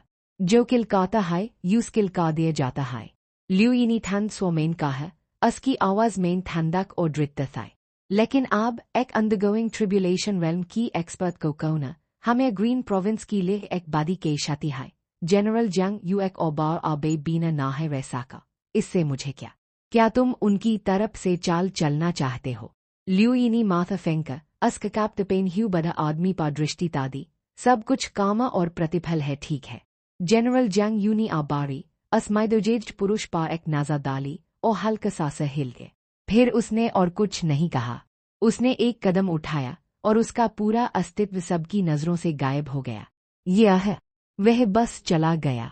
यह देखकर कि जनरल जंग यू ने केवल कुछ शब्द कहे और फिर चला गया, सबने हैरान होकर एक दूसरे की तरफ देखा। उस मिडिल एज्ड पुरुष का चेहरा और भी पीला पड़ गया, निराशा से भर गया। वह बस चला गया। ल्यू यी बाय एक पाल की ले सौदा हैरान हुआ। ये 3 यूएन ग्रेट जनरल्स, ये सब एक समय उस बूढ़े व्यक्ति के अधीनस्थ थे। उसने सोचा था कि अगर वह इनमें से कुछ को किल कर देगा तो वह बूढ़ा व्यक्ति उससे मौत तक लड़ेगा, लेकिन अब ऐसा लग रहा था कि उसने बहुत सोच लिया था। कामा और प्रतिफल। ल्यू यी ने हल्की सी मुस्कान मारी। क्या यह कामा और प्रतिफल था या उसकी ताकत के डर के कारण? ल्यू यी नहीं जानता था, न ही वह गहराई से जानना चाहता था। लेकिन अगर उसे चुनना होता तो वह बाद वाले पर यकीन करना पसंद करता। हालांकि जनरल जंग यू किंगजू की पोवस्वामी the immortal realm middle stage की एक टॉप एक्सपर्ट, लेकिन ल्यू यी को उस बड़ा आदमी सी कोई प्रेशर या काटर महसूस ना ही हुआ। हो सकता है कि यह एक भ्रम था, लेकिन अगर उस बूढ़े व्यक्ति ने सच में उस पर अटैक किया तो ल्यू यी को अपने 10,000 जंग दामा बॉडी का इस्तेमाल करने में कोई आपत्ति नहीं होगी। ल्यू यी, भले ही मैं मर जाऊं, मैं तुम्हें अपने साथ खींच लूंगा। इस समय एक ठंडी आवाज ल्यू यी के कानों में पड़े। बहुत तेजी से उस पुरुष की ओर बेकाबू होने लगी और एक भयानक एनर्जी अपने चरम पर पहुंच गई, जो उसके शरीर के अंदर इकट्ठी हो गई, बस फूटने वाली थी। Self distracting. यह दृश्य देखकर ल्यू यी ने एक तिरस्कार भरी मुस्कान दिखाई। अपने हाथ को निचोड़ते ही उस पुरुष के हाथ में लंबी तलवार चूर चूर हो गई, तुरंत अनगिनत टुकड़ों में बदल गई। ये टुकड़े अनगिनत सितारों की तरह लगातार उस पुरुष की पुतलियों में बड़े होते जा रहे थे। नहीं, केवल एक अत्यंत अनिच्छुक चीख सुनाई दी।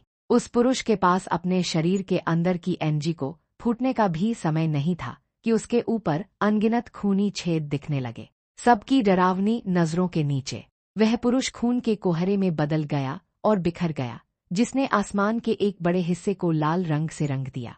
Dead undergoing tribulation late stage की 3 एक्सपर्ट बास एज हाई मा गए। सबको लग रहा था जैसे वे सपना देख रहे हों।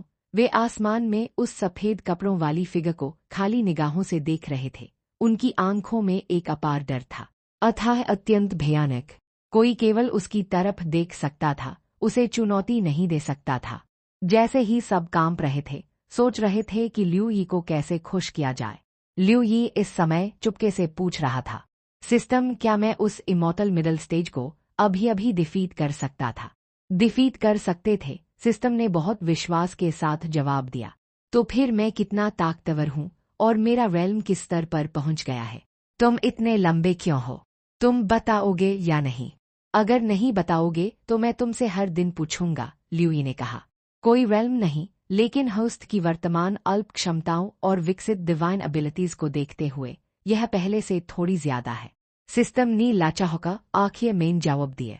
पहले से थोड़ी ज्यादा। ल्यूई एक पल के लिए स्तंभ हुआ, फिर उसने अपनी आंखें जोसी घुमाई। ऐसा क्या जवाब था? हालांकि जब उसने फिर से पूछताछ की, सिस्टम चुप हो गए।